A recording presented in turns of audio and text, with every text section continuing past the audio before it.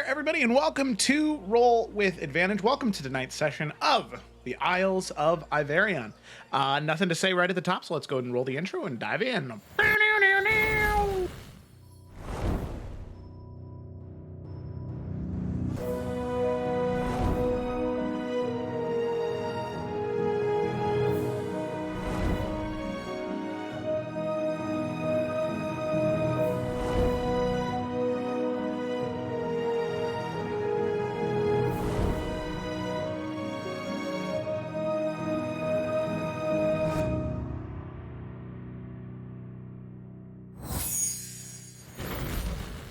All right, and we're back. So as is tradition here on Roll with Advantage, I don't do the summary. I have my players do the summary, and this week on summary is Kayla. Hello, sorry, hold on. I put goldfish in my mouth. 1 second. Oof.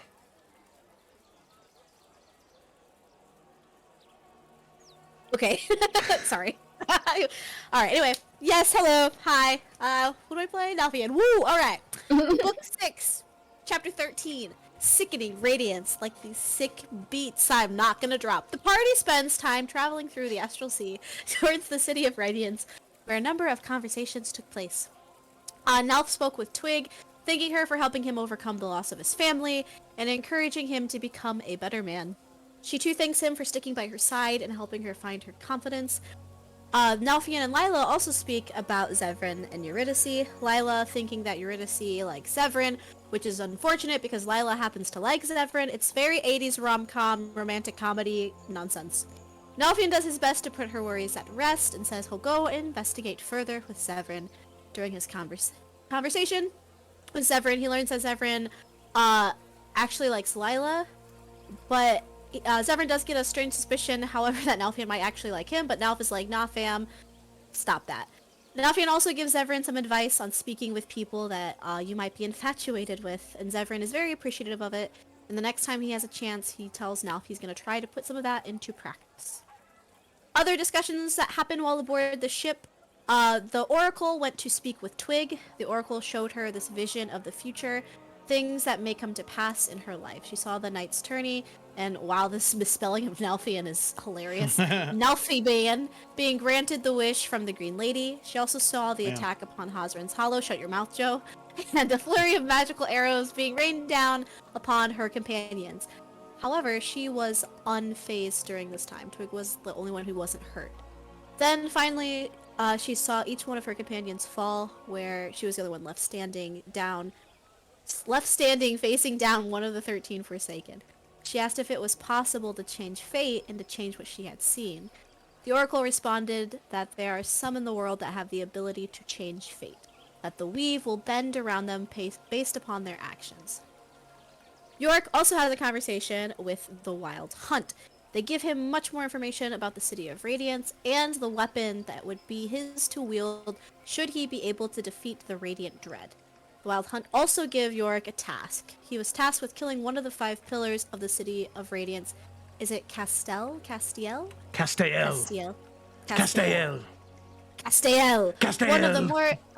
One of the more demented and perverse of the 5 pillars. The Wild Hunt also tells him about the potential that this fallen angel in particular may be wanted by the Dark One. What? Okay. York accepts the mission and tells the party what you got a question about your summary? With the City of Radiance. Joe helped me write the summary. I wrote half of it, Joe wrote the other half. Shut up.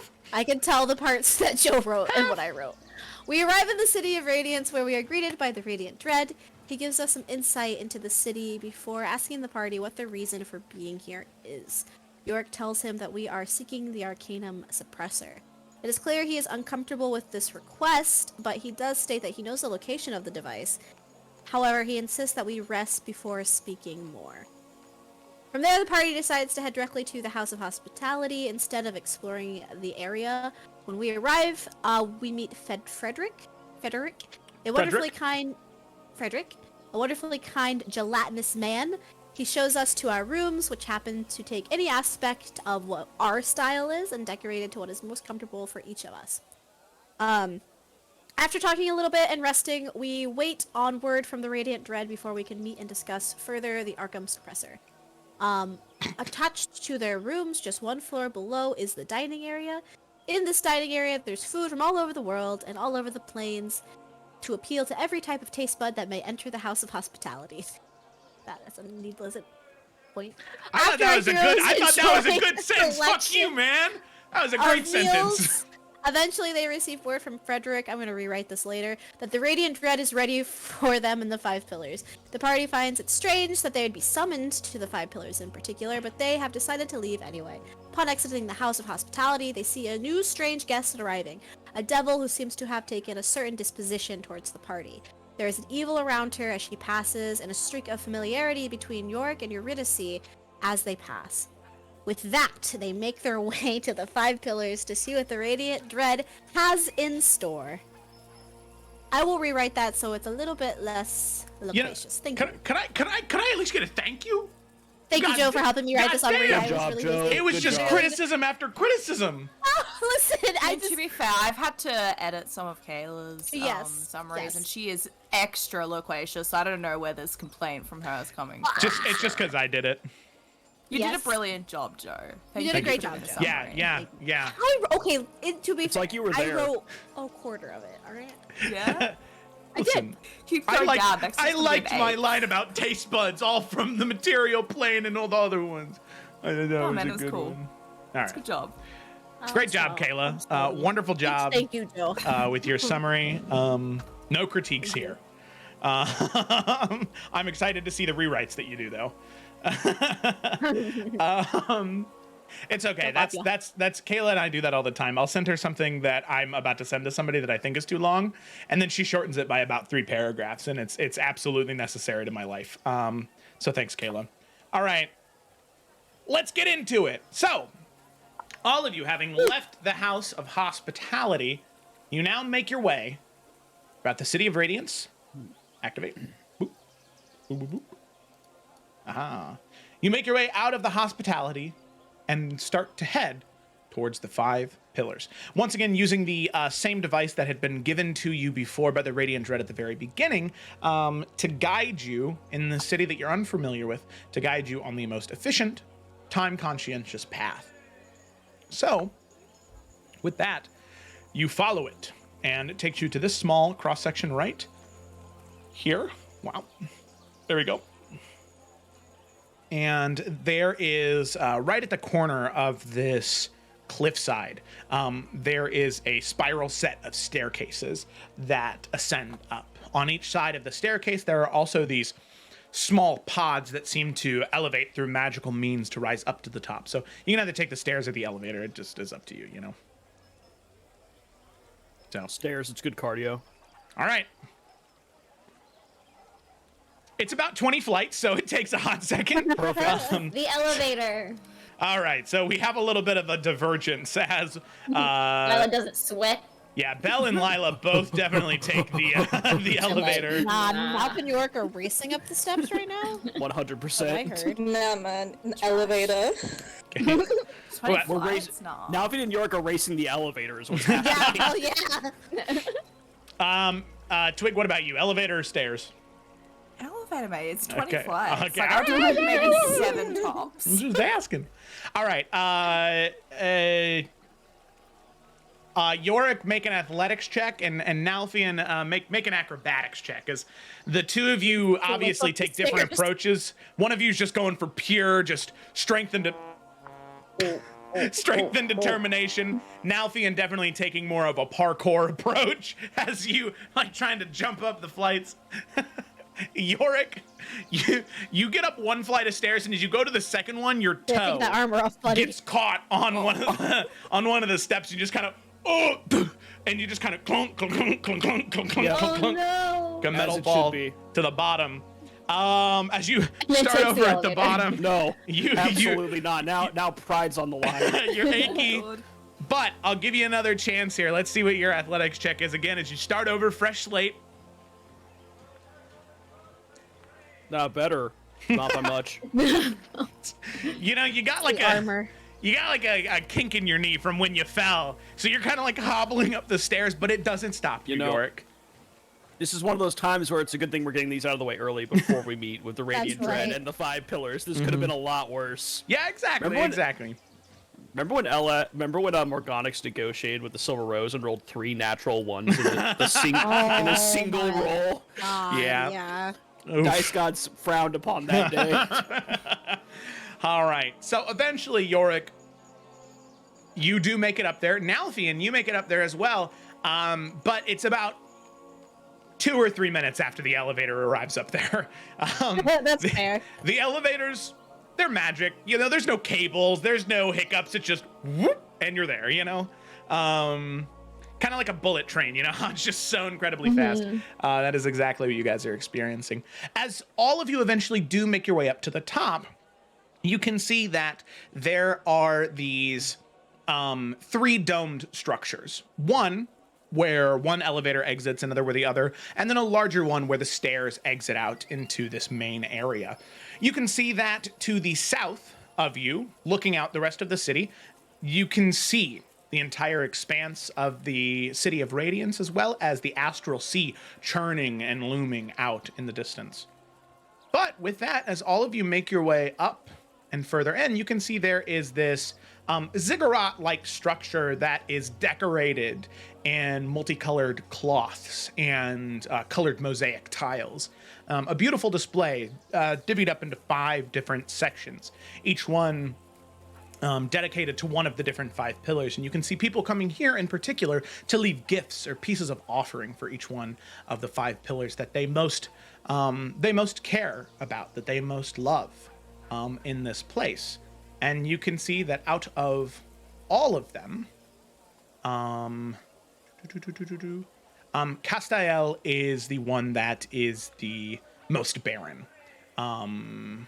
Very little has been given to Castael aside from a few pieces of copper or a small loaf of what looks to be stale bread. You are right about that, my friend. So, as all of you make your way through that ziggurat-like structure, eventually you make your way into this sort of central arena. Just trying to acquiesce your best to the request, wow, of the Radiant Dread. Eventually you make your way to the arena, this area where the 5 pillars are located, and you can see even before you get into the arena itself, you can see these marvelous 5 pillars that are maybe 10, 15 stories tall, huge, incredibly wide, and each one of them is decorated in a way to honor one of the different 5 pillars, same as how the mosaic ziggurat was before. So,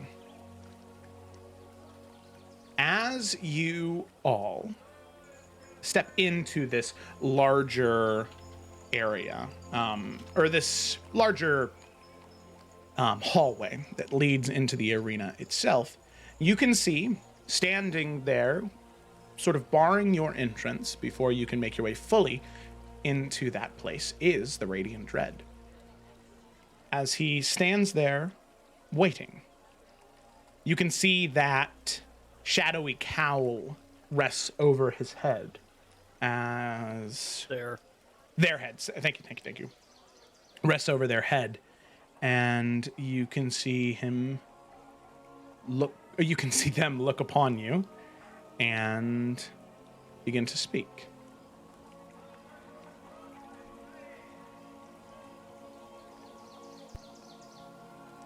I'm very glad you were able to make it. I understand that the House of Hospitality has many great treasures for those who have spent many days and much time in the Astral Sea. But I'm very pleased that upon my request you would come as expeditiously as you did. Yeah, of course, man. I mean, you're also willing to help us out and do a favor. Seemed rude to make you wait. Precisely. I want to make something very clear to you before you make your way further into the 5 pillars. Each one of the rulers, they may come to you and proposition you for different things, for different jobs, knowing that you are individuals of great renown and power. What I ask of you is do not agree to any job before you have heard all offers. In this city, it is incredibly dangerous to sign yourself up for something when you do not know all other paths. Well, I mean, appreciate the advice, but we're really only after one thing. I don't see I why we know. would be accepting anything from anyone else.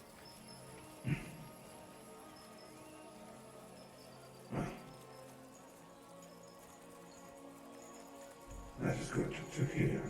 Most heroes that come to this city, they are blinded by promises of more power and more gold.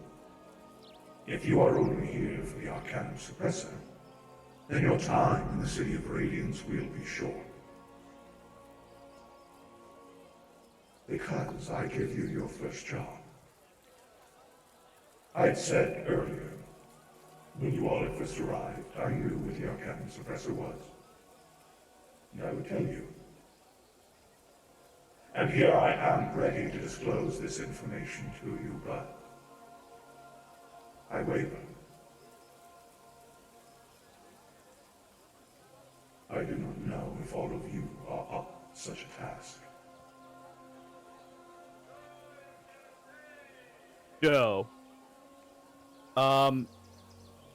Could I roll an insight check to see, like, why is this guy being so forthcoming with, like, this information in particular? Like, do I feel like he's more trying to manipulate us, or is there more of an, he's actually concerned about we might be a threat to him or a threat to the city? Just kind of get the vibe of, like, why is he telling us this? Yeah, go ahead and make an insight check.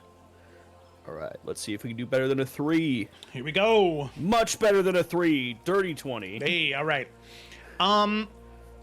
So what I can tell you is he is incredibly hard to read. There's no facial features. There's barely any body language. That's a good point. Yeah.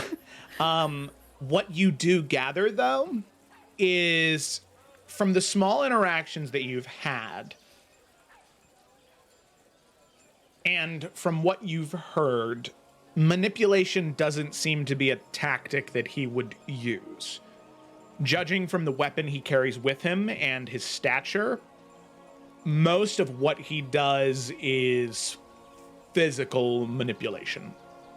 So you're pretty confident that this isn't him trying to manipulate you into doing something. If he wanted you to do something, he would probably just make you. Yeah, this doesn't feel Or like try. an intimidation either, so... Okay, cool. Thank you, that's helpful. Yeah. I mean, Nalfin kind of like gesturing to everybody. I don't want to say more than what is true, but I feel as though everyone here is very capable of handling themselves. We've been through plenty, to say the least. And we're not leaving here without it. And what would you need to know about us to feel sure about giving us this task? I mean, as Nalfian said, we're not gonna leave without it, but I'm sure there's a little bit more information we could give you about ourselves if you need. You can see that that like cowl of shadow slowly glances at each one of you individually. And it speaks again. This is what I will say. There is a very good chance that many of the 5 pillars will reach out to you with a job. If you gather this information and tell me what jobs are offered to you. Then from there, showing me that you have the resolve to deny those who offer you great things. Then, I will give you the information and the permission you need to do what must be done. All right. So he is one of the 5. Like, that just got revealed then, because only the 5 can give out that kind of permission, correct? That's not what he said. That you know that only the 5 can give out that information, but I thought he wasn't a pillar. he's not. Based on what he said, I just thought he said he could give us the permission to do what we need. Yeah. So he's being a little cheaty face maybe then, because only the pillars can. Unless he's gonna manage to manipulate one of the other pillars. Maybe he bullies Castiel, we don't know. And it's All also right. like, he can give his permission, it's not the permission of the city, you know? Like, he's like, yeah, sure, Fair go point. fucking do it, you know? Man, he's just might- straight up suspect in the first fucking place. He might think we don't know how the game works, so fair enough. Okay. All right, well then, maybe we should meet the others. Very good, they are already waiting for you in the pillars. You can see that he gestures his hand, and if there's nothing else you wish to say to him, will allow you to pass and enter into the arena of the 5 pillars. Joe, he mentioned last session about like having what? Nothing, go on. Just kidding. They mentioned last session about having more information about Lila being able to connect with the astral sea, right? Was that something? Or was that somebody else that he mentioned? No, it was Ephron who mentioned that he would be able to help you connect more to the astral sea. It was the Radiant Dread that got rid of the astral worms. I thought he said something following up with that, like he could help her with that too. But if not, that's fine. If you don't remember, then it didn't happen. Because you're God. And if God doesn't remember, then I don't remember. I don't remember, and I could be wrong. I could be wrong. I think they just dewormed you. I don't think they really did Okay. anything else. After the session, I'll It go said, back. I'll maybe review the don't go footage. swimming. It- Yeah, maybe it don't go doesn't swimming in the matter. astral sea. It's not great. But It's full of parasites. Anyway, go on. Okay. So do you guys just walk forward, or do you have anything else to say to the Radiant Dread? No. As Yorick walks by, he just looks over at him. Nice weapon. And just keeps walking. Yeah, now You he can- doesn't say anything. You can see they respond. Thank you. As they walk in behind you. So as the 5 of you, or 6 of you, walk forward, he walks in behind you, sort of ushering you in. Being nosy. All right. Okay? So with that, as all of you enter into the 5 pillars, you step forward into this wondrous and beautiful open air temple. You can see these rivers of different colors and materials cutting through the sand and stone in front of you. The 5 pillars decorated in these marvelous and radiant colors. And you can see sitting on a throne in front of each one of those 5 pillars are humanoids, winged and beautiful. There is a solemn nature to the way they hold themselves, though. As you see, each one of the 5 pillars, each one of the 5 thrones are full. So one by one, go ahead and introduce each one of these individuals. For one, you can see on the far end the pillar decorated with white and black, twisted together in a way that is reminiscent of life and death. You see Anarius, one of the 5 pillars.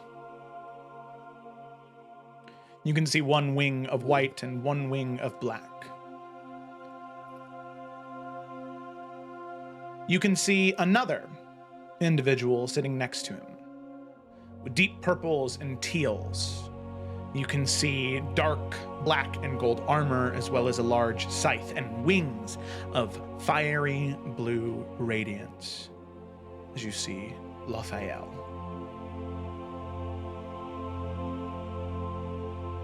Let me actually go here so everybody can see. There you go. Can you Then- post it one more time? Sorry, my game crashed and I missed him. Yeah, sure. So we have Anarius. Okay. Then we have Lothael. Okay, cool. Then you can see another individual with reds and golds and small accents of white. You can see two wings of red and black with this fiery radiance about them as you see Himael.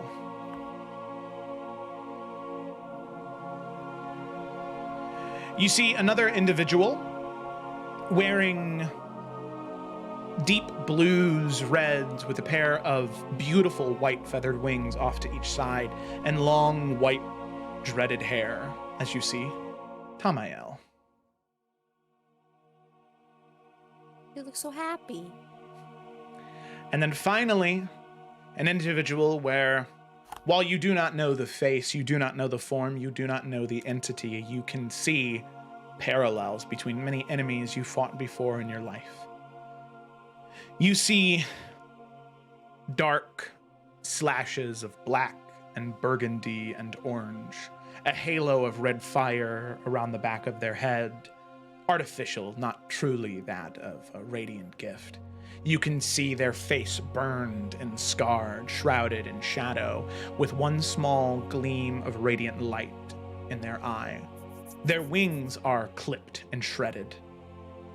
They are fragile wings of flame that sit at their side, as you see Castael.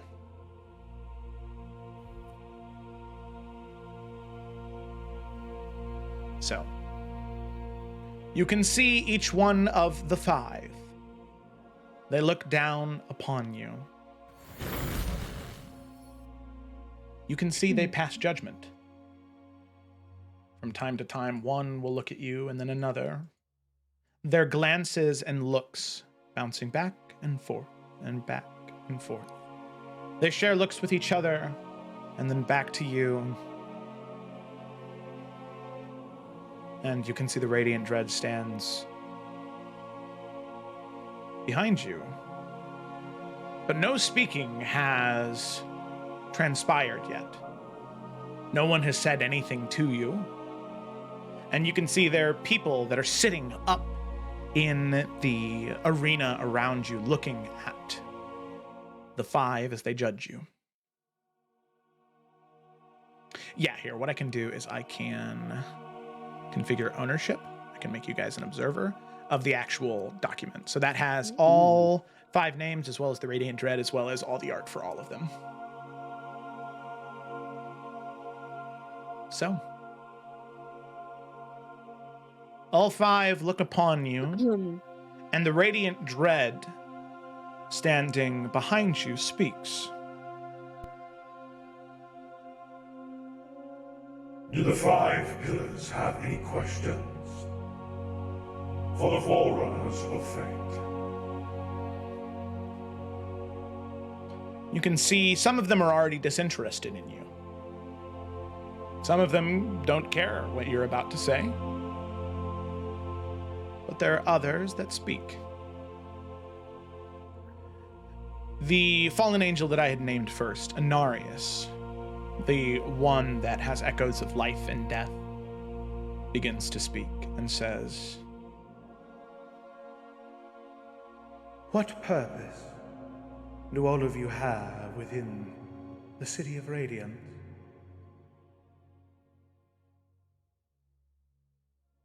Looking for an item to save a friend.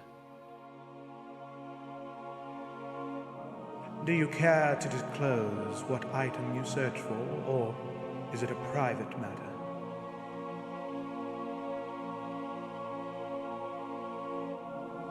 Private matter. right now. Very well. You may keep your secrets. This is not Mount Celestia. There is no punishment for that. You can see he leans back, his questioning done.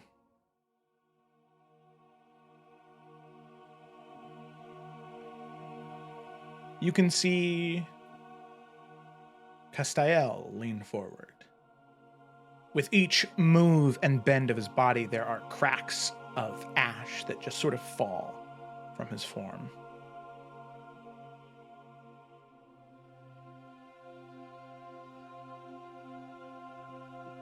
You searched for a friend.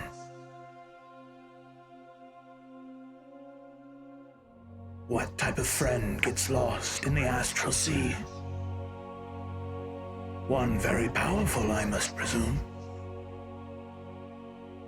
That's correct. He's also not necessarily lost, more so trapped out here. We've come to help. Very powerful. But in this scenario, he is trapped and unable to free himself. Well, as I'm sure you know, there are pockets out here where magic cannot be used. And unfortunately, he has himself trapped in said type of magical pocket. Anti-magic.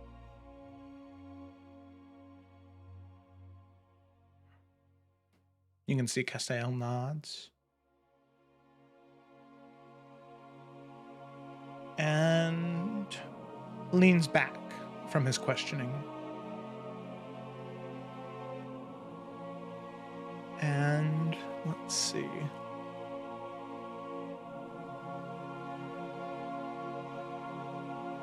I'm checking one more thing here.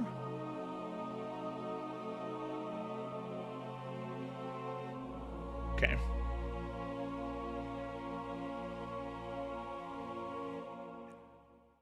Okay.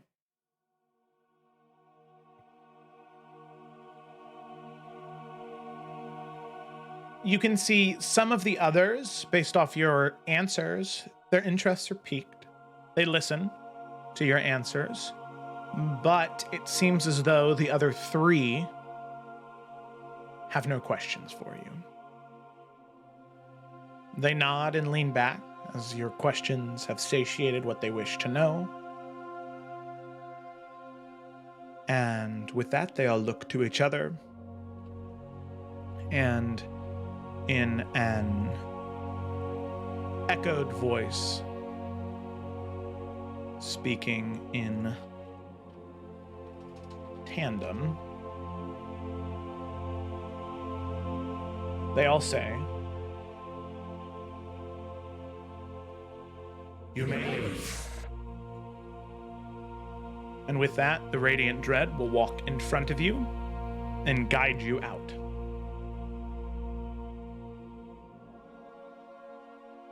Well, that went well.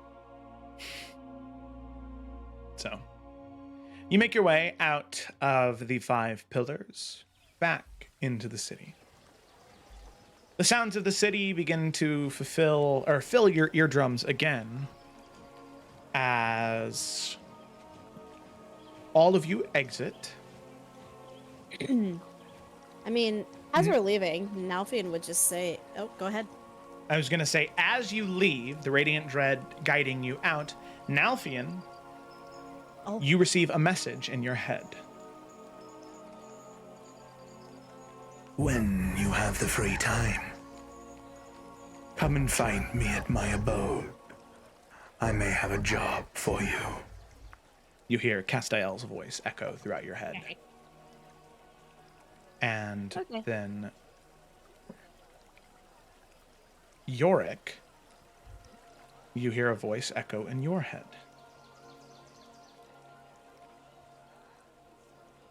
After you have more time to rest within the city of Radiant, come to my temple near the Mortals Market. I wish to speak with you and your companions.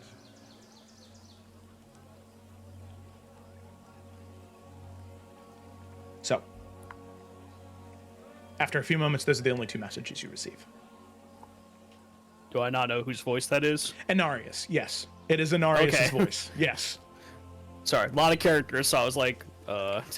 Which one are you? That's why I tried to only Yeah. have 3 of them speak. And I appreciate Each one's got a different voice mod, man. just making sure We got clarified who Kayla's was. Anarius is the echoey one. This one is the Radiant Red. Thank you. And then this one is Castiel. Cool. Hopefully they're all different enough. I've also got poopy memory in terms of voices though, so. It's okay. I'll remind you. But yeah, so Please. there you go. You get those messages. You can see the Radiant Dread walking behind you. He eventually does say, So, did you receive? they say. Did you receive any messages? I assume from Anarius and Castiel. I got one Yeah. from Inarius, yeah. Oh, shit. Yeah, you do? Just like he points to Falcon. Oh, shit. Yeah. Yeah. Well then, Can I just ask a question? You know, I no mean to be disrespectful. I don't know how things around here work, but if those are the 5 pillars, what does that make you? I am the one who makes sure that the city stays safe from the denizens of the Astral Sea. You may have only heard of some. The Illithid, the Gith, Araxes and his brood. So every new traveler that enters the city, you personally escort them to the 5 pillars to, I suppose, be looked upon? Personally, it is only those that have any sliver of renown to them, like yourself. Right. I have many fallen angels who work under me, who ensure that the rest of the individuals that make their way into the city follow the same rules that everyone else is accustomed to. Alright, so we follow up with our 2 leads, we decline, and then you give us the information we're looking for. That's how this works? Of course. Insight check, does he mean that? Yeah, Or, sure. I'm sorry, Galfrid would like to discern if he means what he says. There we go. That's that. Hey, Yeah, yeah, sorry. that's how we ask for an insight check. Is he being truthful? Go ahead and make an insight check. Okay. With my +0? Sure. Oh, okay. All right. Whoa. Like I said, even with a natural 20, it's incredibly hard to read him. No face. That's fair. He has no face. No body language. His voice Okay. is distorted through some type of twisted radiance. But Okay, that's fair. he does seem to have a lawful nature to him still. Although he may not be lawful good anymore, or maybe he never He was. follows a set of rules that he has established for himself, it seems. Exactly. And so Okay. you believe, at least with little to no doubt, that if he says that if you do something and he will give you something, you believe that he'll follow through on that. You're not sure exactly how truthful he'll be when you get to that point, but you know he'll at least hold up his end of the bargain. They got him, piece of shit. All right, it's even my rule. No, you're not. You're trying. Bah. All right. Okay, so then Nalfian kind of like slowly nodding his head, kind of eyeing him up and down a little bit to try to get a better read off of the non-face. He says, in your opinion then, which of the 2 do you recommend we speak with first? Or would it make no difference?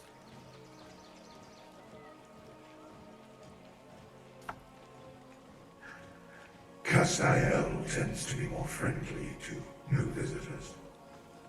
They believe that you may still have something to teach them.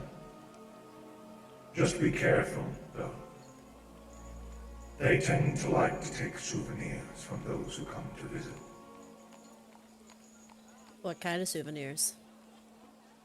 Could be a locket of hair. Fuck out of I'm sorry, that was Nalfian chuckling to himself. I'm not fucking touching my hair. It could be Yes, go on. a clipping of a nail. It could be a vial of blood. It could be the beating heart out of your chest.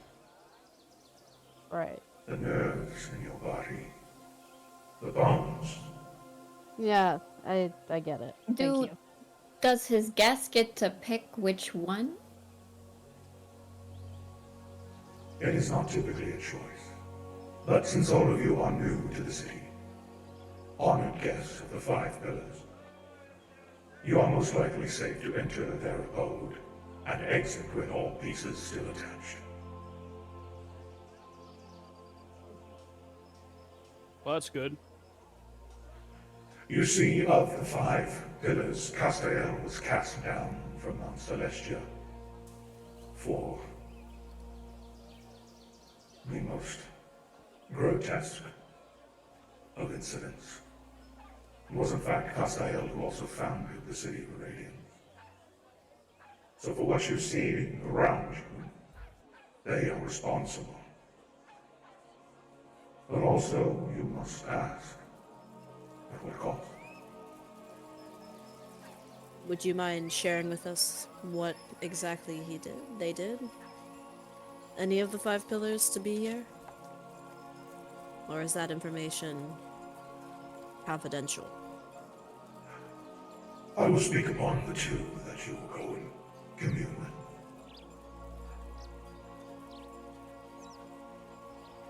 Castael was known for his experimentation and consumption of mortal flesh. He would descend down in the material plane, temples and farmland, unsuspecting villagers. He would heal their wounds, heal their crops, give them strength, holy strength. And once they were strong, once they were safe,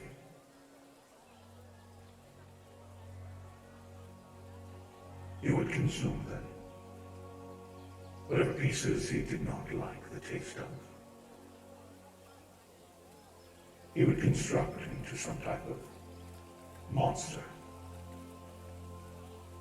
A monster he would then sell off to the demon waste for profit.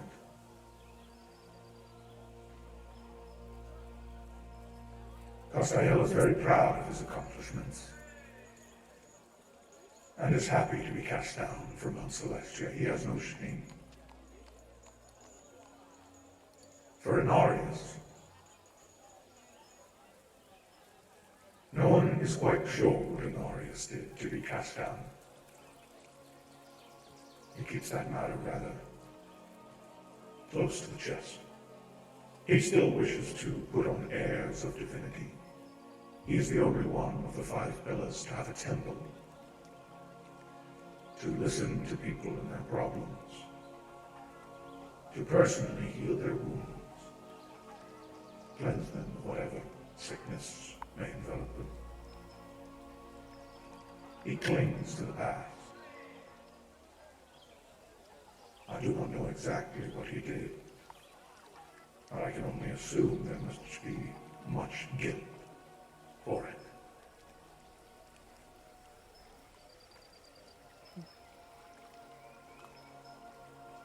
Well, appreciate you sharing that information with us. I suppose we should be off then.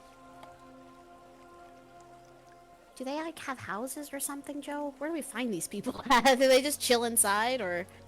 Yeah, so they are marked on the map at different places. Oh, okay. So they are numbered. Let's see. Unless anybody else had any other questions for them. No. I think I'm clear on questions. Okay. Yeah. You guys would mostly be interested in point 6 and 7. 6 is Castael's abode, and 7 is the Temple of Inarius. Where's 6? Okay.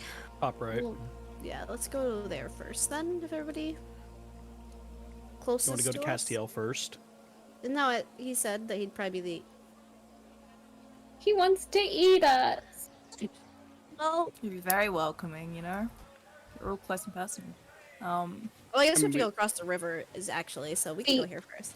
I was thinking Inarius or Narius, because then that shows who is more of a priority to us.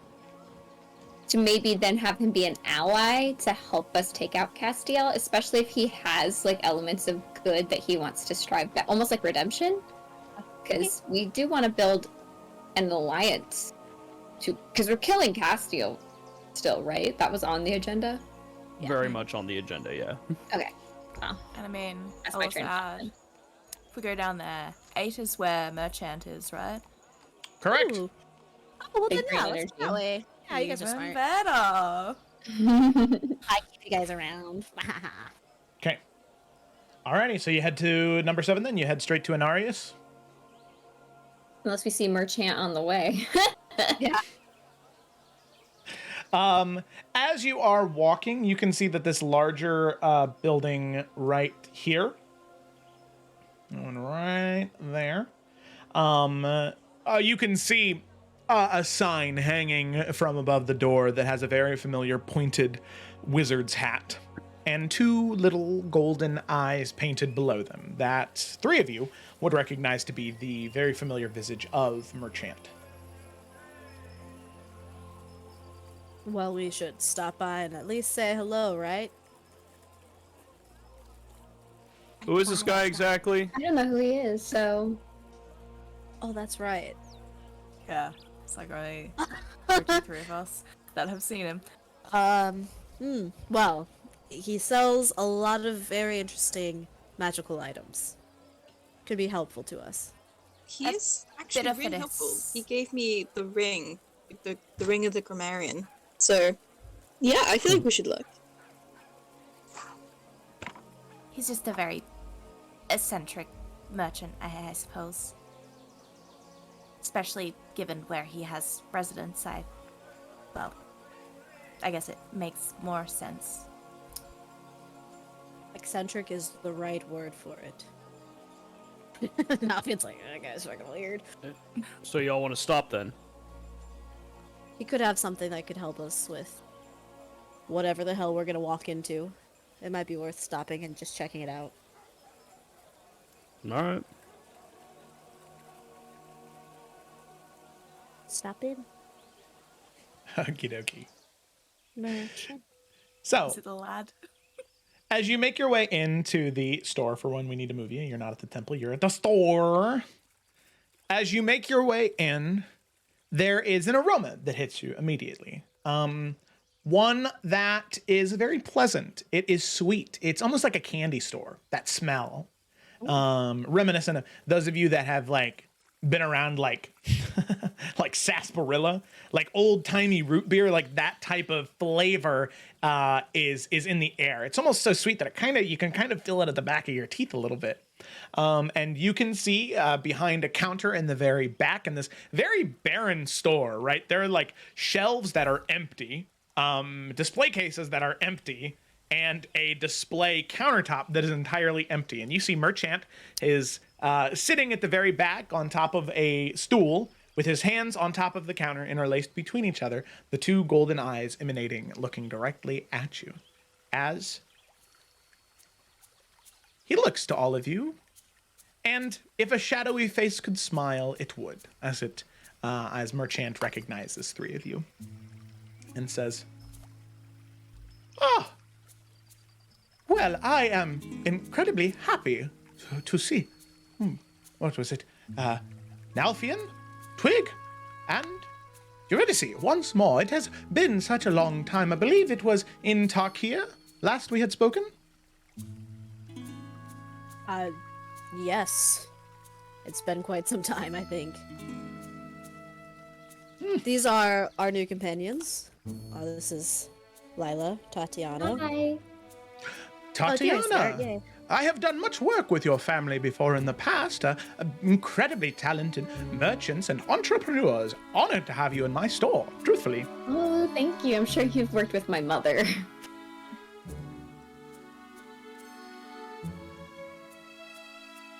Yes, and father. Yes, animal. All right, and this is High Hunter York Nasine. He's a pretty cool guy. Nasine! I have also done dealings with your clan as well. I don't get myself down to Makovia very often. The past several hundred years, it's been a bit of a cluster, you know what. Yeah, but true. Glad to hear House Nasine is still doing well, and another High Hunter. A great honor to you indeed. Well, oh, thanks, mate. welcome to my store. When I heard that the Forerunners of Fate had made their way in, I was excited. I had spent so long procuring the dung beetle armor, but I am sad to see that one is not with your companions anymore. Oh well. Yeah, what?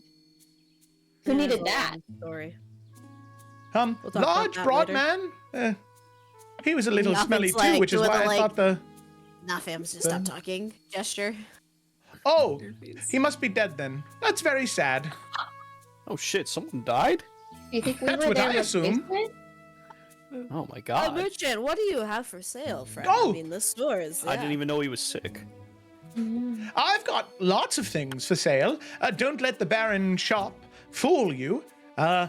Several months ago, I had some individuals come in here and try and steal some things from me. Well, they are the display cases you see in front of you now. So please, don't open them at all. I'm sorry, wait. The people are the display cases? Mm-hmm. Nothing like steps away from one. All right. York flicks one in like the corner. The wood creaks. York, you don't know what part of that person you just flicked. Yeah. But it was funny.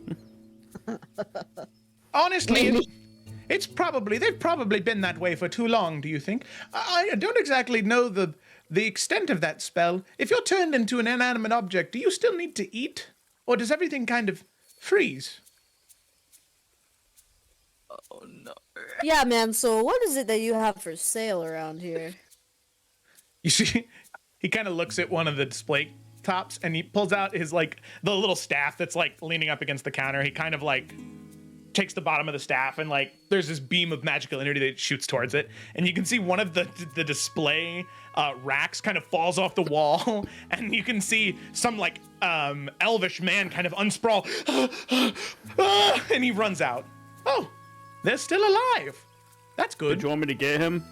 No, he probably won't be back. God, I hope not. I don't think this is moral. No, I think this is not great.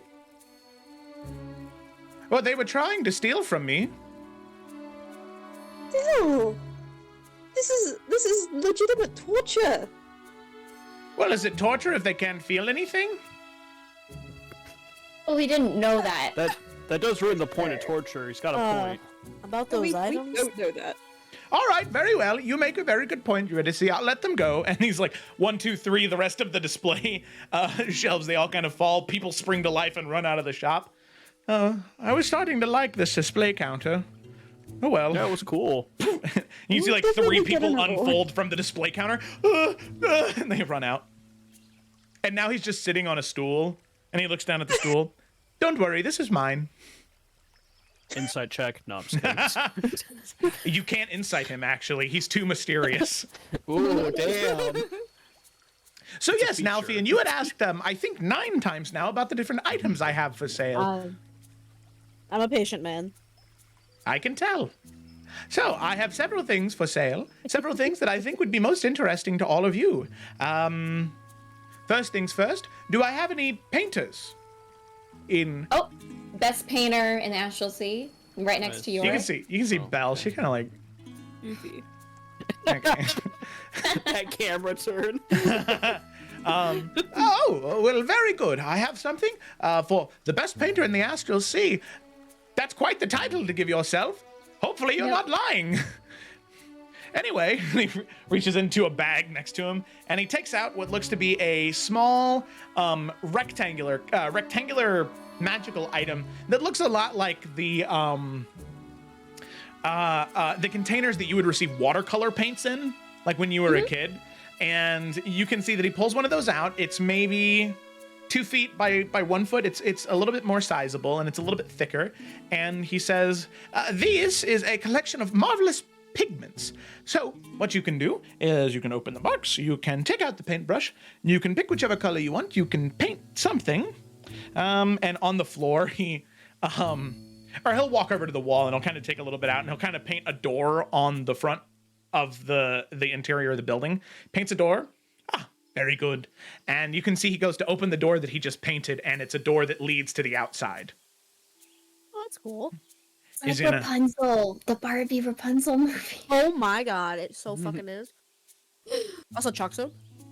Yes, chalk zone. Rudy's got the chalk. Lila's got the chalk. Unless New York wants it, which is fine. But Lila's gonna turn New What's York the and be like, price? For these pigments, you're looking at around 500 gold pieces. and we all. And like Lila really wants it, right? I mean, hell yeah. Yeah. York just kind of waves a hand like, go for it. I don't All right. even know how much money I have left, but Wait, It's- sitting York, over can I all borrow there on 500 fat gold? stack. You guys have got a lot of money. I looked before we.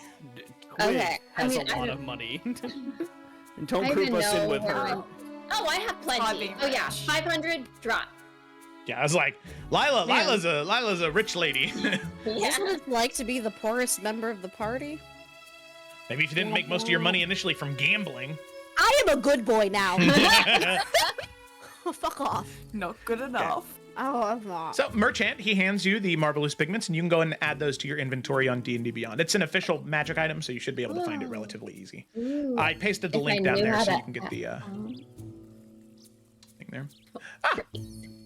Very good. Well, 1 item sold. Love that. We're off to a great start. Sold. Cool. All right. I do have a collection of stones here. Stones that I think would be rather useful to you and your group. And you can see he reaches into the bag and he pulls out 3 stones. And he kind of sets them in front of him. But there's like a force there now where these items just get sat on top of. So they're just kind of floating in midair. I didn't link this one. I didn't. Okay, wait a minute. Sorry. Give me a second.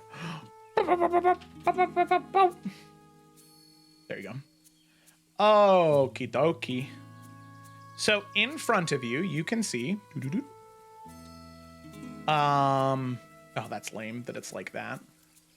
Sorry. Okay. So you see 3 stones in front of you. For one, you see this incandescent blue sphere that sort of floats above that invisible space. You see another one that is a pale lavender ellipsoidal orb. And then finally, you can see a polished agate that is carved in what looks to be the face of a cat. With the gems placed in the eyes. And you can see there are these runes inscribed on it in Dwarvish. And Twig, you'd be able to recognize right off the bat, and Eurydice, that it is Dwarvish for luck. So, you can see that he sort of points down to each one of the items, and I'll go ahead and describe what they are out of character. So the one that has the Dwarvish on it is a stone of good luck. It's a luck stone. It does require attunement, but while it's on your person, you gain a +1 bonus to ability checks and saving throws. The pale lavender ellipsoidal is an Ioun stone of absorption. So while that stone is orbiting your head, you can use your reaction to cancel a 4th level spell or lower cast by a creature you can see and is targeting only you. So that's not like a fireball, lightning bolt, no AoE spells. But if a spell is targeting just you, as long as you can see and hear them regardless of range, you can cancel it as long as it's 4th level or lower. However, with the stone, once it cancels 20 levels worth of spells, turns dull gray, loses its magic. Also requires attunement. Then we have the Ioun Stone of Insight, which is the incandescent blue sphere, which increases your wisdom score by 2 to a maximum of 20. So, he rattles off what those are, and he will say, for both of the Ioun stones, goddess of knowledge and wisdom, you're looking at 2,400 gold for each one of those. And then for the Stone of Luck, you're looking at 3,000 gold. And what did the Ioun stones do again? I'm sorry, my brain, like, for some reason shut down when you were That's okay. describing. Insight increases your wisdom by 2 to a maximum of 20. And then absorption allows you to cancel a number of 4th level spells up to 20 levels of spells. So, like, let's say somebody casts Blight at you and you can see them and you can hear them cast it. Using the stone, you can choose to cancel the spell, and you can do that up to 20 levels worth of magic. And it can't go above 20? No. So, like, when you cancel Blight at 4th level, you then have 16 charges left. So every time you cancel a spell, it expends them. Cool. With that meta knowledge, I don't want it. with that meta knowledge, I'll figure out a reason for Lila to not be interested, because it'd be better if Twig had it. Yeah, I mean, Twig just wants one of them because it has a little cat on it. And Mm-hmm. Checks out. also, I need luck in my life. Mm-hmm. But Checks out. And I would maybe say, if you might like some of these items, but it might be best to wait until I get through everything before you decide to purchase. I didn't feel bad about the pigments because they were so cheap. Cheap. well, how much are the stones then? The Ioun stones are 2,400 gold, and the Stone of Luck is 3,000. That would Well, almost why equal don't my you money. I why could don't buy you tell more. us what else you have before we make any final decisions? Very good. I also have another very fancy rock. And he reaches into his bag and pulls out another fancy rock. This one is a bit larger. It's about the shape of a palm, and it's a green and white marble figurine in the shape of a wolf's head. And he says, so with this, what you can do is channeling magic through it. Of course, none of your own, just the ambient magic into the air. You can transform this key rune here into a dire wolf. The wolf will last about 8 hours. It has, it's rather smart. It doesn't have the ability to speak, but it has the ability to understand. And it can communicate with you telepathically within 1 mile of you. Very useful. The wolf is also very pretty. That sounds adorable! Yuri looks at Lucky. It's like, do you want a friend? Am I not good enough anymore? Oh my, the drama. That's I fucked said up, Yuri. I said that. I asked him if he wanted a friend. I asked you if you wanted a friend. I mean, you're my friend. But I like yeah. making friends. Yeah, I mean, like, a furry shape, I give up. Never mind. Okay. Sorry. It's alright. It's my impression of That's if we the brought big another one? cat home to trouble.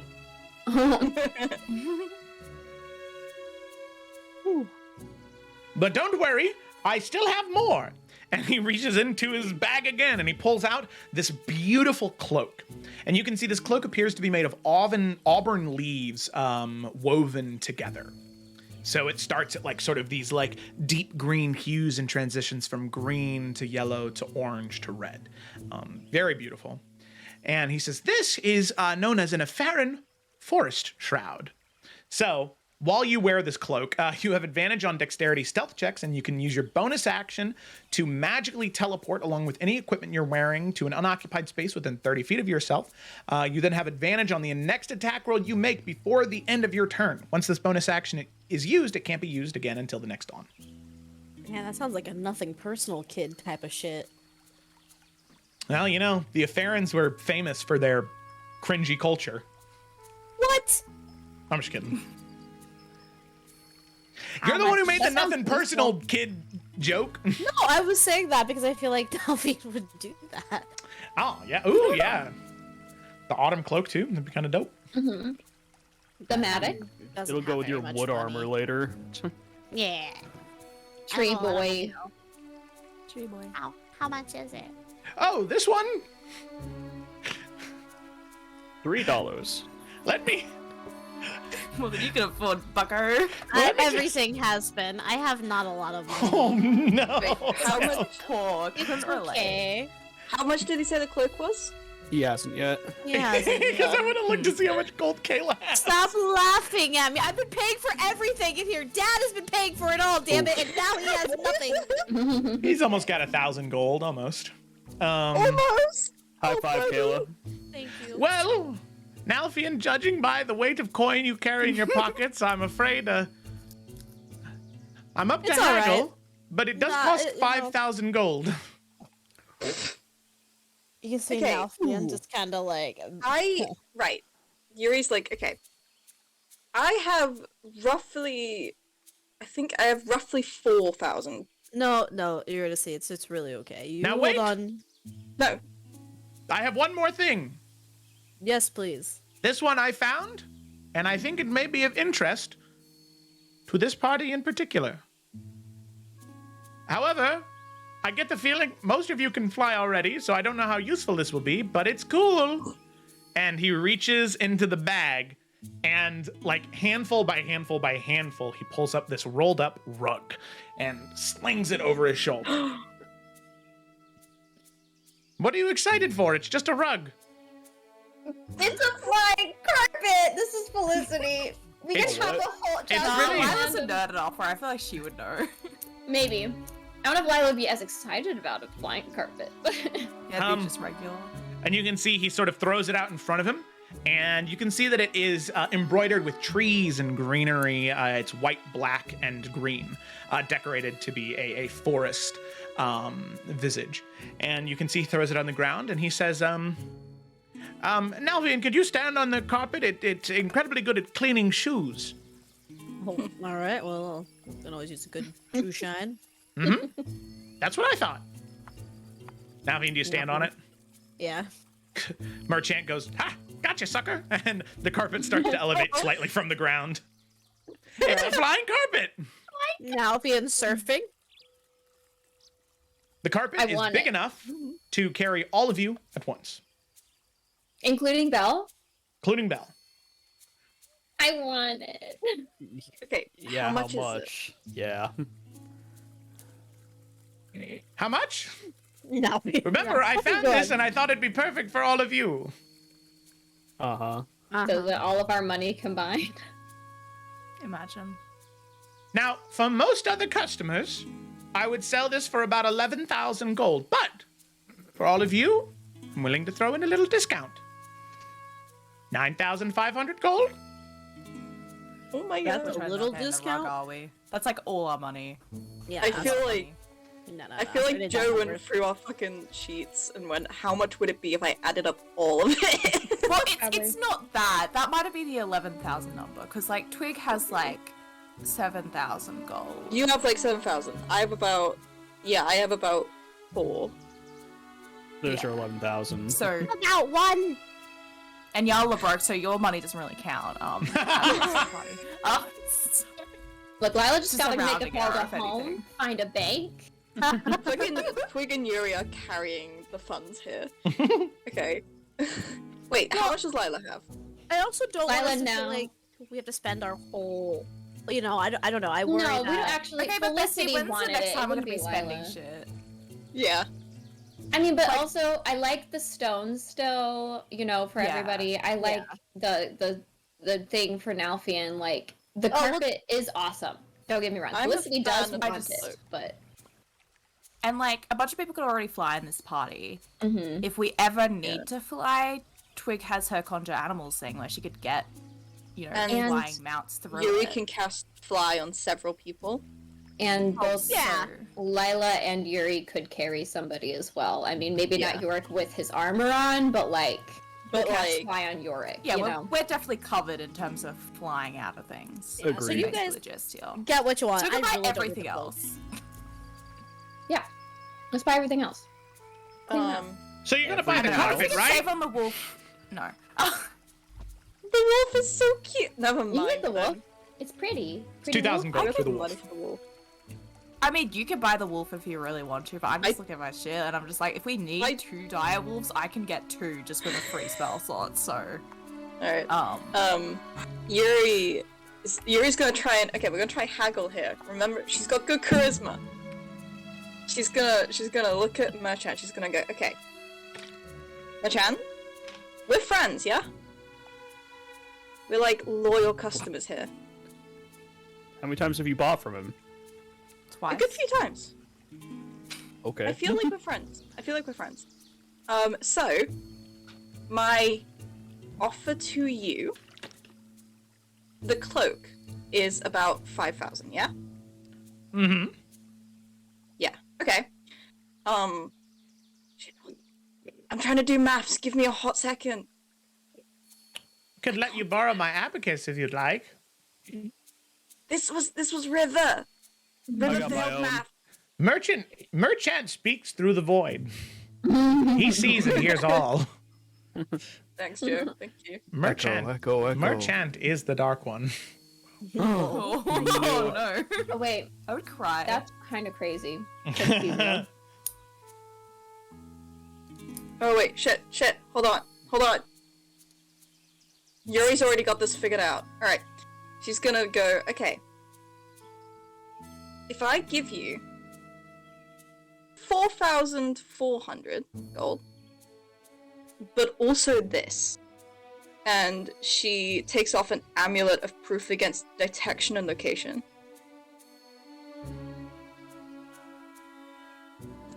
Would that do? Considering the friend discount, and the fact that we're probably going to be buying more from you. I just want it to be known that I was going to go with the deal before you added that extra zhuzh on there, but yes, I'll accept your deal. 4,400 gold and the amulet of proof against detection for the cloak. Awesome. Thank you. Okay, so she gives him the amulet and all of my money. Caleb doesn't You feel don't okay. get to argue. You do not get to argue. Shut your ass. Shut your Shut mouth. your ass! Shut. You're blowing chunks all over the place. I was gonna say I could at least pay for 300 gold of it. Well, I have 50 platinum and 300 gold. What does that equal? It's 500 It's gold 500 and gold. Oh, why don't I give That's you in like 500? 800. Oh, why don't I give you 800 gold? That way you're not spending all your money. But then that's all your money. Well, that's okay. Give me 300. For how much? Just 300? Okay. Yeah. Okay. Okay. Thanks, man. man, if only you guys had a Around. party fund that all this could come out of. No, that sounds like a really dumb idea that no one would want to Yeah. track. Nope, it's been working out great in Everend. That's it. But yeah, Thanks, River. Sure. Wig is like party fun. You're the only one that doesn't like it, Ryan. All right, anyway, so she pays for it and she gives Nalfion the pretty cloak. okay. All right, Thank so you. Kayla, you can You're look up Forest Shroud on D&D Beyond, and you can add that to your inventory. It has a different name in D&D Beyond because it's like a lore thing in Forgotten Realms. What the fuck that means? What is it called? Just look up Forest Shroud, I'm not and it should be like a K word. Maybe. Like if you go to oh, what? What? What? Let's go on. Oh, I think I found the word. Kagon. Try just typing it out. Yeah, I got you, fam. Like, can Nope. It's not Donut coming up seed? in D&D Beyond, big dog. Yuffie. Very It's from strange. Dragonlance. Do you have Dragonlance? Dragonlance? I do through John. Dragonlance. That's awkward. Well, anyway. Well, yeah, I'll be able to add it there in a little bit then. No worries, no worries. I Yeah. thank you, River, for buying it. I appreciate you. Welcome. Yeah. I mean, Twiggle C, he does like a whole haggle thing over there. After that's done, she'll just kind of get her monies out. And she's gonna buy for all the stones, which was it 500? 5,500? So it was All 3 stones? 2.5. Yeah, it was like 2.5 for the Ioun and then 3,000 for the luck. I thought it was 2.5 each for the Ioun stones. Yeah. Oh, each. Yeah, 2.5 each. So that's more money than she has. Okay. Yeah. Well, then she'll buy. God, I wrote this down, expecting myself to remember. Because one of the Ioun stones was the thing about spells, and the other was about the wisdom. Yes. correct. So. Lila can help pay for one too if you need an extra. She now. Well, to be fair, I was gonna see who wanted the other one. I was just gonna buy it because I had the money to.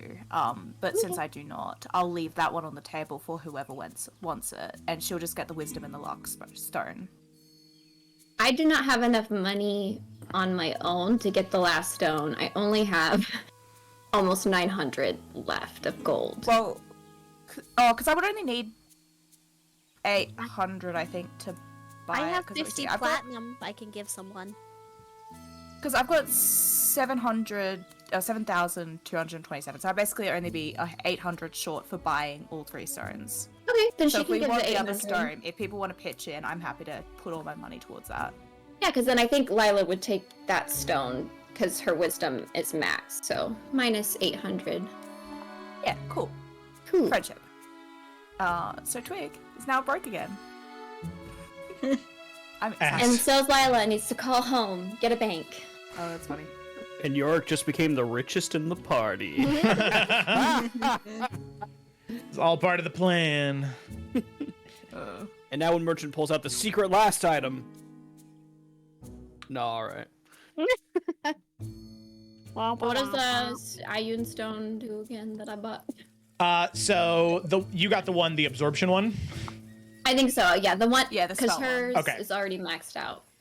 Her wisdom. Okay, so then yeah, what you're gonna want to look up is Ioun Stone of Absorption. So I will. Absorb sin? Wow. Hey, you know, Very Catholic. would have been good for the city of pain. Okay. So then Very there's true. Stone of Insight and then Stone of Good Luck, or a Luck Stone. Also, Kayla, you should be able to add the Forest Shroud to your inventory now. All right, thank you. It's of which one? Sorry. Absorption. Absorption. Okay. Yep. Gotcha.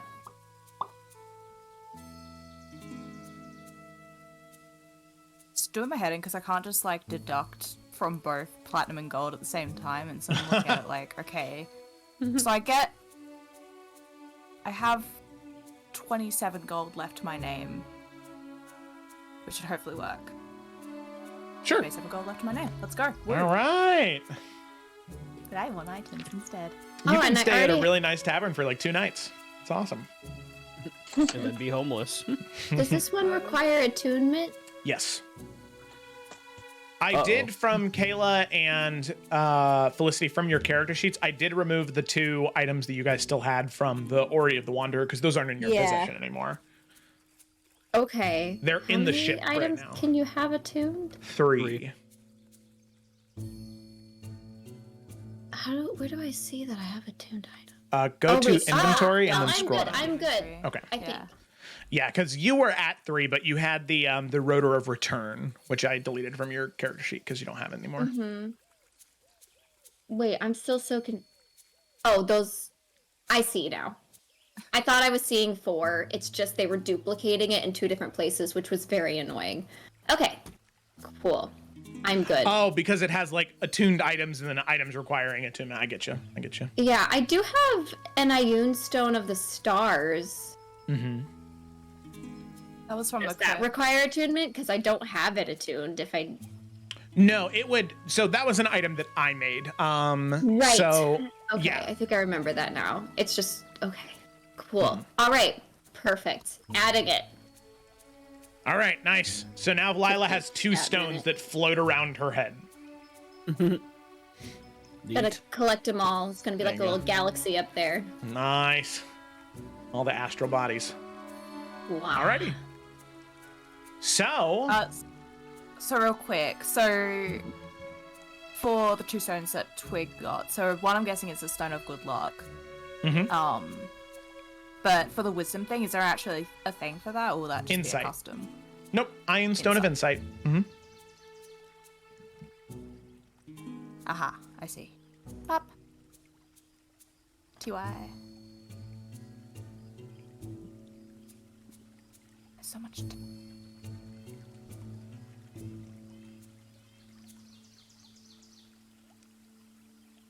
Can Alright. merchant make magical items and like stuff, or is he That he just can. collecting and passing around?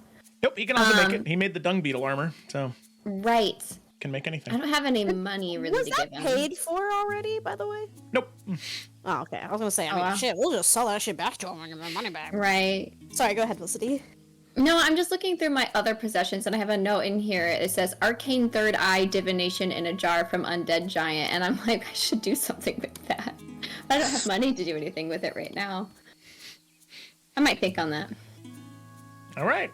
Well, if you need anything else, I'm here. Thank you so much. By the way, I these love were just shopping. curated items that I had assembled for all of you, but if there's anything else you think of that you need, I might or might not have it.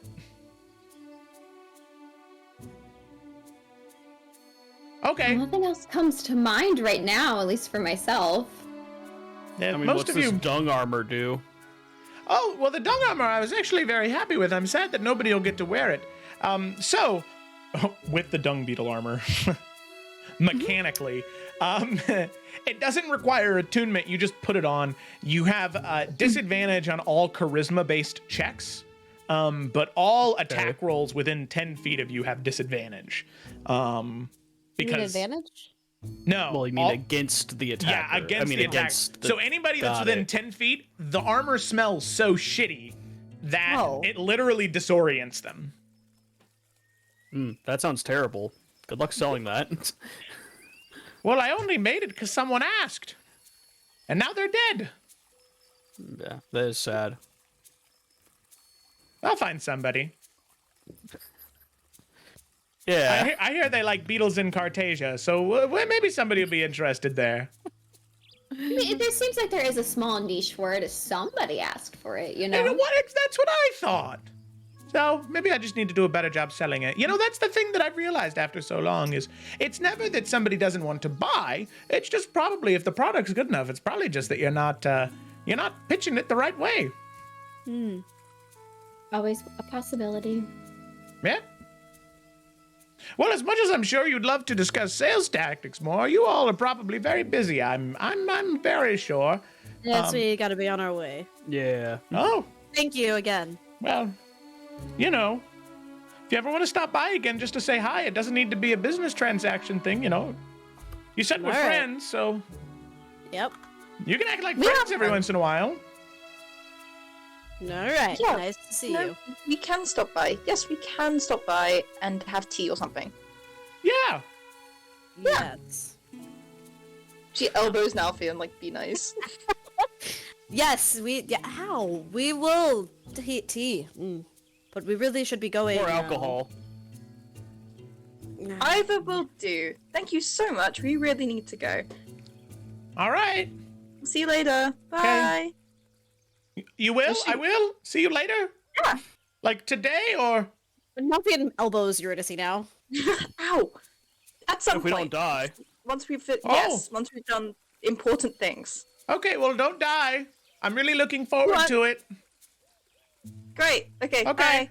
All right. Yep, there's the door. You can use either one now that I installed a second one with the paints. I'm gonna use the new one. All right. Could have made it a little Really? taller.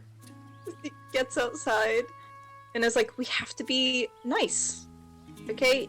You just like hits Nalfian. Like I what was happened to all that very. charisma? It was very cordial. I thought. He kind of looks at everyone else like I'm fucking nice, right? I didn't see a problem with anything. Thank Yeah. you, York. Oh, that. See. We can just, prioritize maybe spending like quality time with him and make sure he has actual friends rather than just, business Fine. relationship. Yeah. Don't I mean, sass we me. are- You have a fancy cloak now. We're like busy saving the world though, so See, this is. And we also be had fair, a he spa also- day earlier. he also does have a habit of just appearing and being there, so I don't really think it's a question of if he's going to come up again, and more so when. Yeah, see, he pops up when he's needed. Yeah, that's what friends do. They pop in your life when you need them the most. And then they're there for you when you need them. Hey, look, a temple. Alrighty.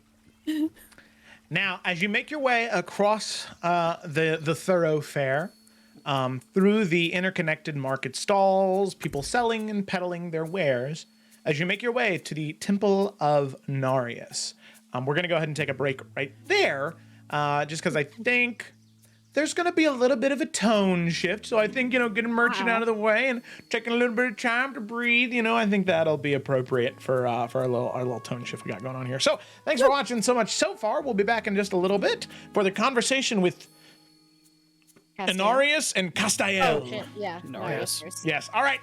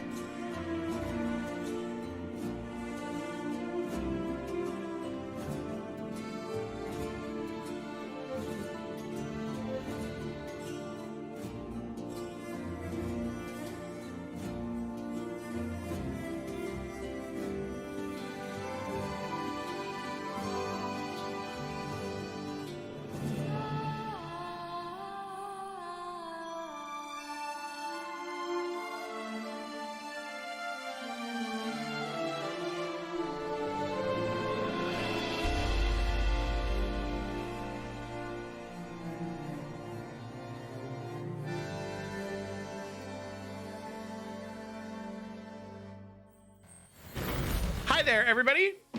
We're back. You don't want to know what we were just talking about, so we're going to go ahead and dive right back in. Picking up where we left, my camera's a little funky right here. Okay. Picking up right where we left off, a group of adventurers had made their way through several encounters within the city of Radiance. They were able to meet each one of the 5 pillars. Only 2 of the 5 pillars had any questions for them, Anarius and Castael. Castael being one of the 5 pillars that the party already has business to deal with. Yorick was given a mission by the Wild Hunt to kill Castael because he seems to be more inclined to be an agent of the Dark One, a potential ally, more so. And judging by your first interaction, that is something that makes a whole lot of sense. So they want to go talk to Castael because Castael reached out to Yorick and said, hey, come and talk to me when you get the chance. Another entity that had asked a question of the party was Anarius. Anarius, seemingly a fallen angel of life and death. The whites and blacks decorating his form. Nalfian, you had responded to his question, and so he sent a message out to you to come and find him, so he may have a job for you. So the party decides... Just to clarify, Yeah. I'm sorry. Did Anarius reach out to Nalfian or Castael reach out to Nalfian? It was whoever answered the question they asked. Castiel reached out to Nalf, and it was Okay. Inaris that talked to Yorick. Okay, There I we was go. just wondering. No, that's fine. I don't know if it matters. I just... Not too much, but it's a good point of clarification going Okay, into it. sorry. So, Sorry. Anarius talked to Yorick, Castael talked to Nalfian. Yep. All right. So, with that, the party, after having a I don't want to say brief, after having an experience with Merchant, they purchased some items to help improve their chances in not just the City of Radiance, but the rest of the Astral Sea and their adventures to come. And they promised Merchant that they would be back to hang out with him like friends do. Merchant seemed really excited about that. Some of the party members were less excited about that. So, with that, the party leaves the humble store of Merchant, and they make their way to the Temple of Anarius. So, as all of you make your way across the merchant stalls, cutting through, you can see, as I said before, people selling goods, people purchasing items. There is a lively commerce about the city that you can recognize. However, this is definitely the busiest part in the city. And you can see that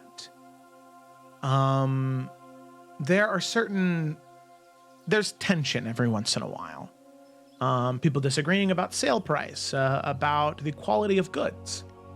And as with any city, as you were so unfortunate to see, having people tried to steal from Merchant, every once in a while there are thieves. All of you do see something unfold in your 15-minute walkthrough of the market area. About 5 feet away from all of you currently are, you can see a verbal conflict begin to escalate. 2 individuals yelling at each other back and forth about the quality of goods. One claiming that he's scamming, the other one claiming that he is trying to steal, that he's trying to extort him, back and forth and back and forth and back and forth. Till eventually one of the individuals draws a knife. And you can see he takes the knife and he makes this broad slash towards the person selling the goods. You can see the merchant raise up his hands, and across his palm and down his forearm, there's this large gash that is caused from the knife as blood begins to pour out of his body. And you can see the merchant look at his hand and his forearm and look up at the man with the knife, and you can see the man with the knife, his hand begins to shake. There's disbelief that crosses his face as he drops the knife and drops to his knees and just immediately starts saying, I'm so sorry, I didn't mean it, I'm so sorry, pleading. And the merchant just looks down at him and says, your fate is already sealed. And you can see as the blood begins to fall off of his arm and splashes onto the ground, it begins to congeal. And the blood on the ground begins to thin and flatten out until there is this vortex of blood underneath the merchant. And emerging from that vortex, you can see a figure shrouded in deep red robes, wielding a scythe. Emerging from the blood, there is this terrifying angel that you can see grabs the head of the man who drew blood, pulls it back, and with the nails on his hand, just scratches across his throat as the blood slowly begins to pour out, gasping for air. And then he takes the body and throws it into the portal as the body falls through. And the angel looks to the merchant, and very much the same as the Radiant Dread, it is just a shroud of shadow, nods towards him, steps back into the portal, and falls. And you can see there is a moment of silence, but then immediately business picks back up again. People start selling, people start buying, people go about their business. This is not a strange occurrence. It's something that happens often enough where the shock only lasts a few moments and people start to move on. So it's up to you if you want to say or do anything after seeing that, or you can continue to head to the Temple of Inarius if you'd like. I mean, it's understood that you're not supposed to do violence here, right? Like, Yes, specifically draw blood. yeah, there's, I mean, not much we can really do about that, unfortunately. So, You're- go ahead. I don't know. Lila wouldn't try to find the answer to this, but if you wanted to make it more clear, not that again, I don't think it would matter, but if it's specifically draw blood, so you can punch or slap somebody and not die, but if you break the skin at all and blood drips, that's the line. Not that it really matters. I'm just curious. As far as you can tell, it seems the act of drawing blood or causing blood to come about in some way that is unnatural. So, for example, just to get this out of the way, say you were to use a spell that causes psychic damage, right? A spell that causes internal bleeding. Okay, I see. Same thing. Okay. Cool. I will say, as we're just going by, Yorick's just gonna not make a show of it, but he'll just kind of touch the merchant. He'll just drop however many points of lay on hands to make sure that wound gets healed up. Because the way you described it, that sounds terrible. Yeah. Yeah. And you can see as you do, he nods and says, thank you. As you can see, the wound closes and he takes a small rag from his side and begins to wipe away the blood. And nods at the group of you as you pass, but very appreciative of what you did. Yeah, Yorick will just return the nod, but he won't say anything. Okay. All right. So with that, you head to the temple? Yeah. Okay. So making your way throughout the rest of the district, you can see that there's business is still business. It still happens. And eventually you arrive at the temple. You can see that it is a rather large building, a fair size larger than Merchant's shop. And you can see that it is full of iconography of the Raven Queen, of life and death and the cycle thereof. You can see these stone inscriptions all along the roof of the building that look to be raven feathers laid one on top of the other. You can see inside there is a fountain that is spewing water in two halves.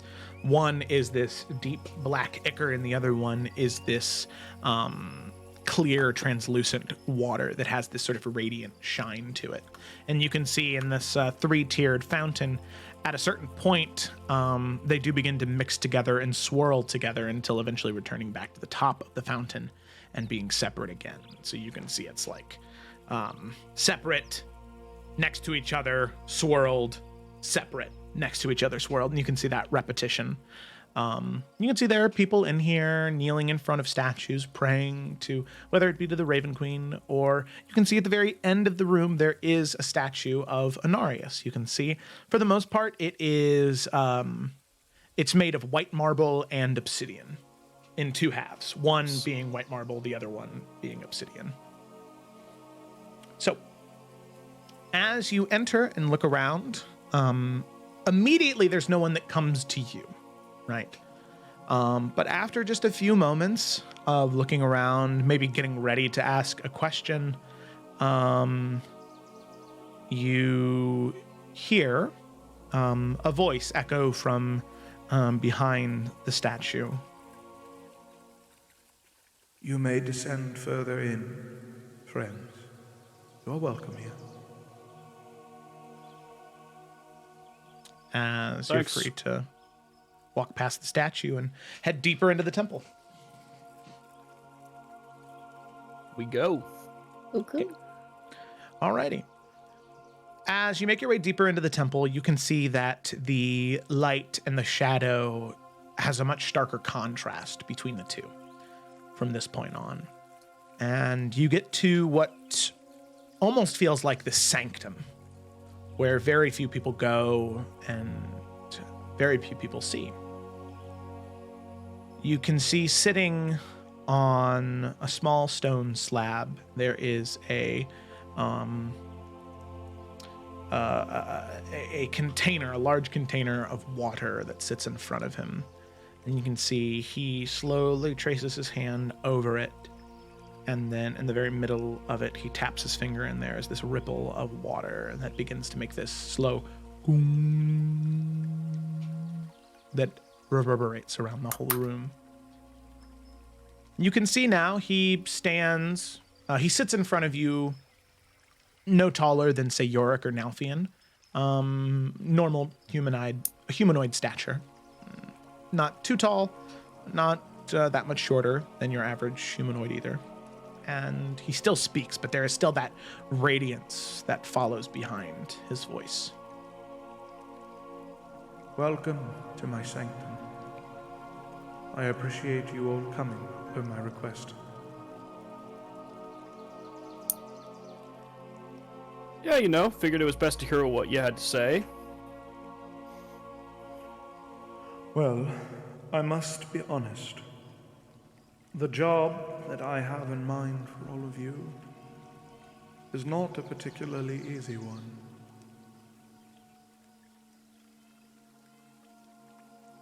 All right, well, what is it?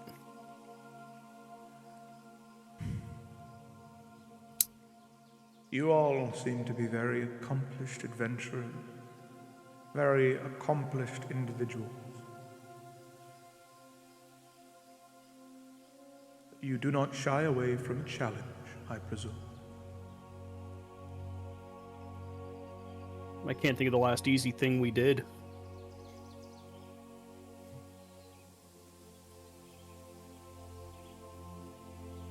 You may know this already, having done your research before arriving. And I hear you may have heard of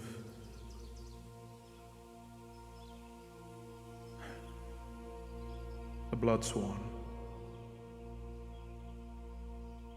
Have we heard of this? A what? You can see he is sort of looking out past you and says, The angel that emerged when blood was spilled out in the market moments ago. They are a group of warrior angels, haven't fallen, known as the Blood Swan.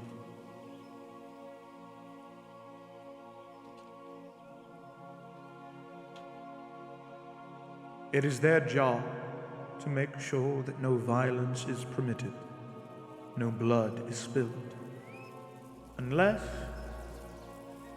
an individual has explicit permission from one of the 5 pillars.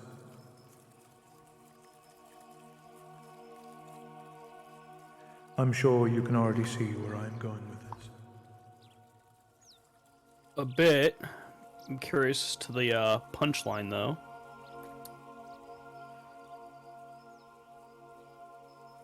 I wish to tell you a story.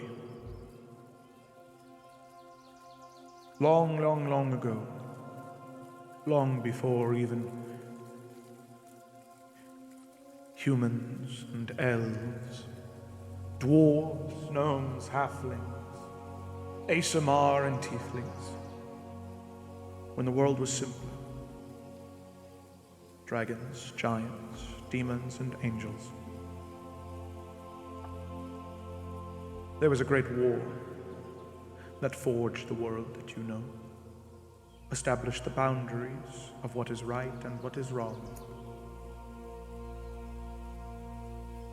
In that time, I was a general. I led many soldiers,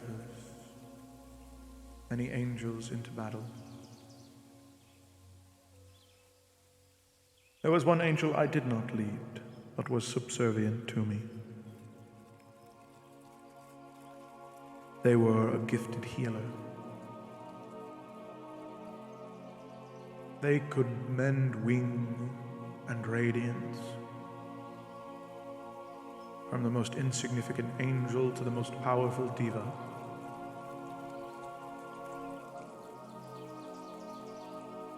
But they learned more of their powers. They learned the extent that they could twist them to. And over the course of some several thousand years, they grew tired of helping and healing. They wanted more.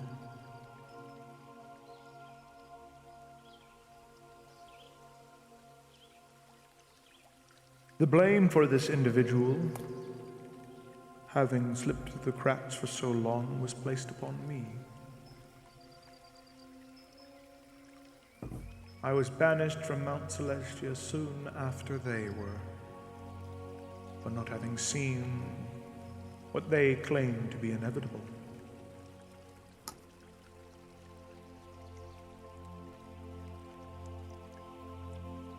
I'm sure you already know of Castael and his deeds.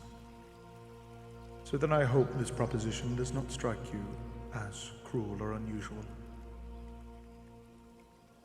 I will give permission to the Bloodsworn for you all to draw blood on my behalf, but only that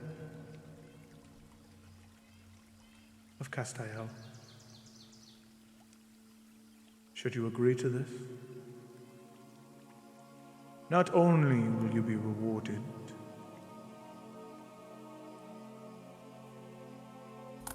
but also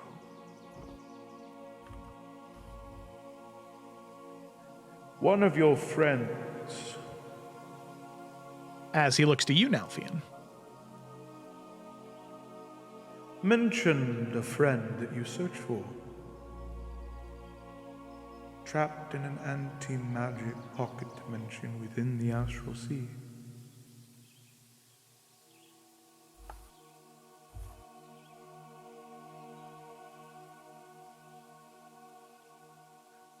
I am no expert in arcane magic, but what I do know is the only magical artifact that has passed through these walls that was within the possession of any of the fallen angels within this city that could be of any use to a group of individuals like yourself is this one.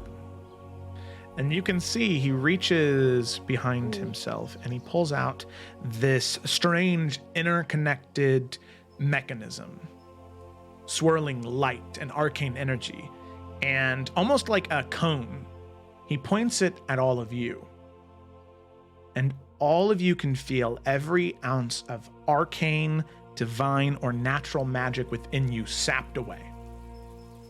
Your strength, your dexterity, all of your stats are still the same, but you now are unable to reach for any type of magical connection to anything. All of your items that you carry that are magical, they fade. Jeez. No more magic, period, when this device is pointed at you.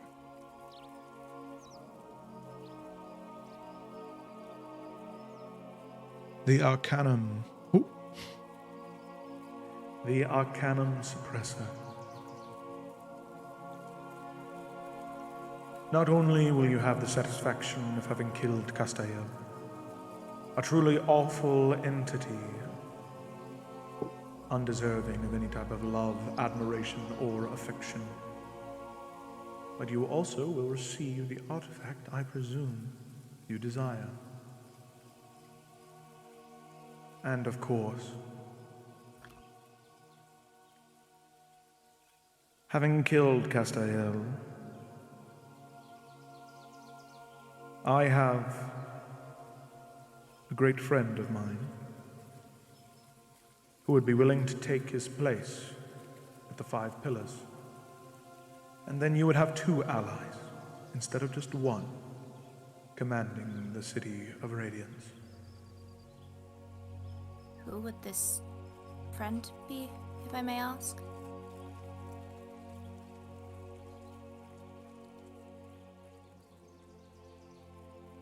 I am afraid he may not remember me too clearly. They may not remember me too clearly. When you fall from grace, much of the life before is forgotten. It is small traces. It is so little you remember from that past life.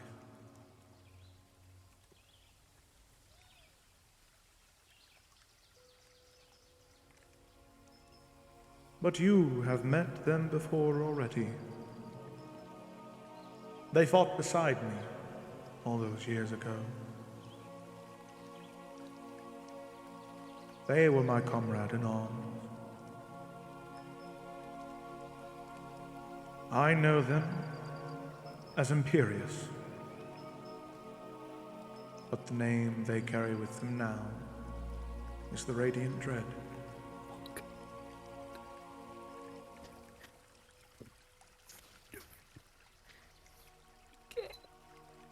Of course it is. York doesn't say that, Ryan does. So, So how we get that guy from him then? being the cautious people that we are, and understanding the situation that we're in. When I say this, I'm not trying to be disrespectful in any way, but what's the catch? I've learned very quickly that a lot of people in positions of power don't often do things for just the goodness of their heart, or, I mean, you are offering up something that we need, and there might be some other benefits to what you are proposing for us. Other than getting your friend to take up his place, what else are you getting from this? What else are you not telling us?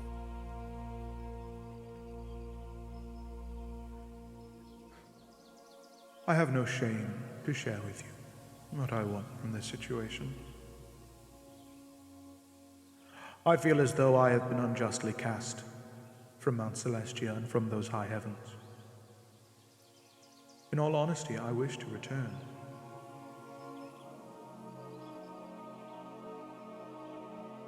There is one other on the council that is a great ally of mine. The name is Lothael. Lothael and I were incredibly close before their fall. You see, Lothael grew too hungry for sport. They were a warrior. Their specialty wasn't in demons or devils, fiends of any kind. It was in great beasts, those that could be easily manipulated by darker forces. Lothael grew obsessed with hunting these beasts and killing them.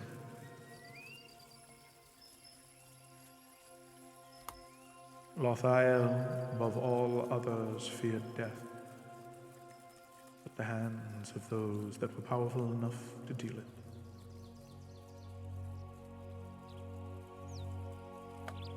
There are creatures out in the world that have the ability to prolong life.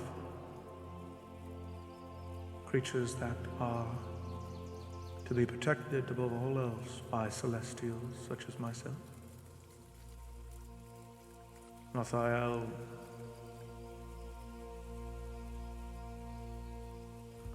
killed most, except for very few that I know the location of. Should the Radiant Dread Imperius take the council, we then have 3 votes to submit any one of ourselves to be cleansed by that radiant light of the high heavens, and should we survive that cleansing, we will be welcomed back. But you see, there are many within the city of Radiance. Castael, Tamael, and Himael. They love this city. They love what it stands for and what they are allowed to do. I rule because I must. I do not wish to be here. Neither does Lothael. And I know that if their memory is returned to them, neither will Imperius.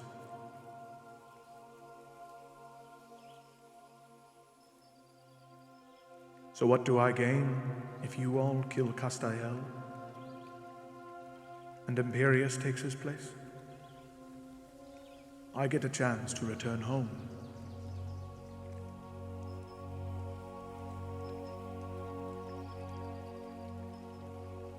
What else do I expect of you, though? You will kill Castael, should you agree.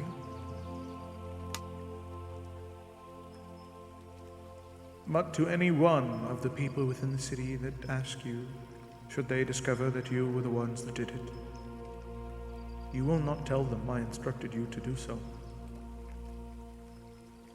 And should the arbiters of Mount Celestia come asking you questions, it was not I that told you to kill Castael.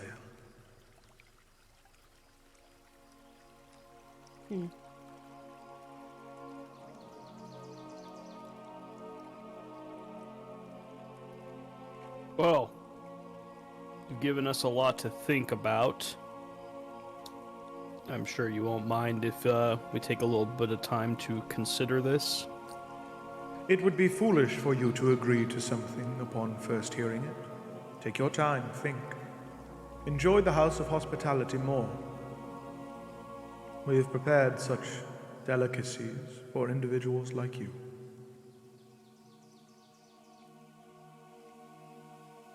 Thanks. All We right, will well, take some time to think things over, and we'll be in touch.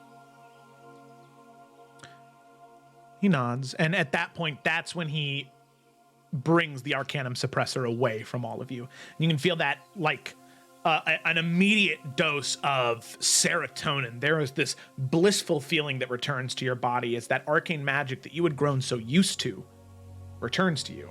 So, like, that's even things like Yorick, your divine health, right? That was something that was turned off by that.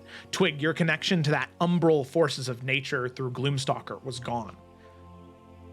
Lila, any connection that you had to Corellian, gone. Eurydice,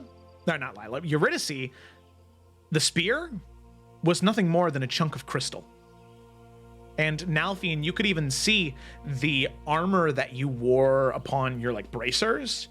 That wood and bark had almost petrified, turning into just regular wood. But as the Arcanum Suppressor fades away, you can feel the life return to it, and all of you feel those features return to you as he puts it away and looks back to you, waiting to see if you have any more questions.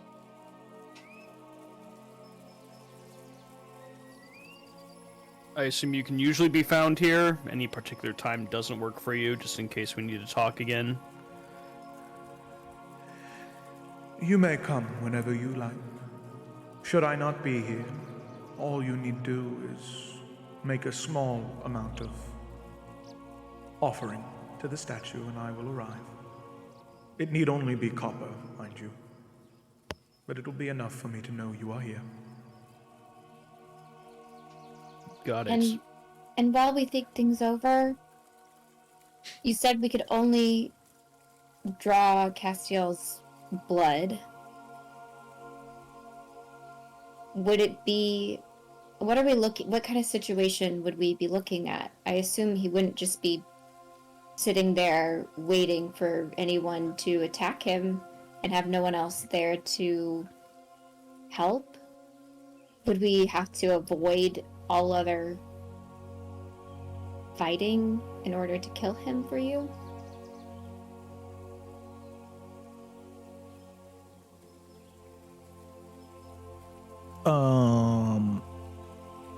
So just so I'm understanding the question, like, are you asking, like, if there are other people around him, or like when would we even attack him?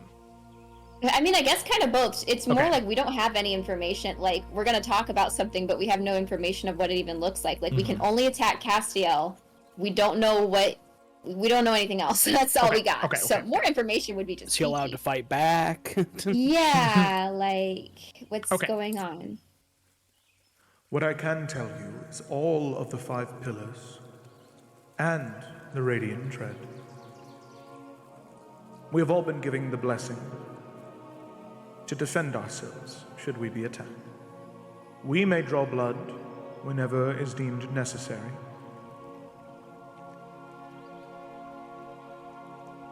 When that happens, however, the 5 pillars meet and a vote is cast. If the others believe that what you did was fair and just, they vote so, and you are free of punishment. But should they believe that what you did is unreasonable and cruel, you will be punished for that. As I'm sure you can tell, there are some of the 5 pillars that have been punished more than others.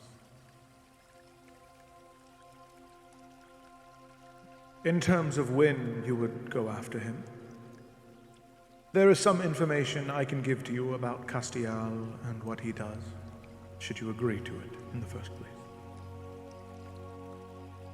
I'm sure you can respect that. That's fair.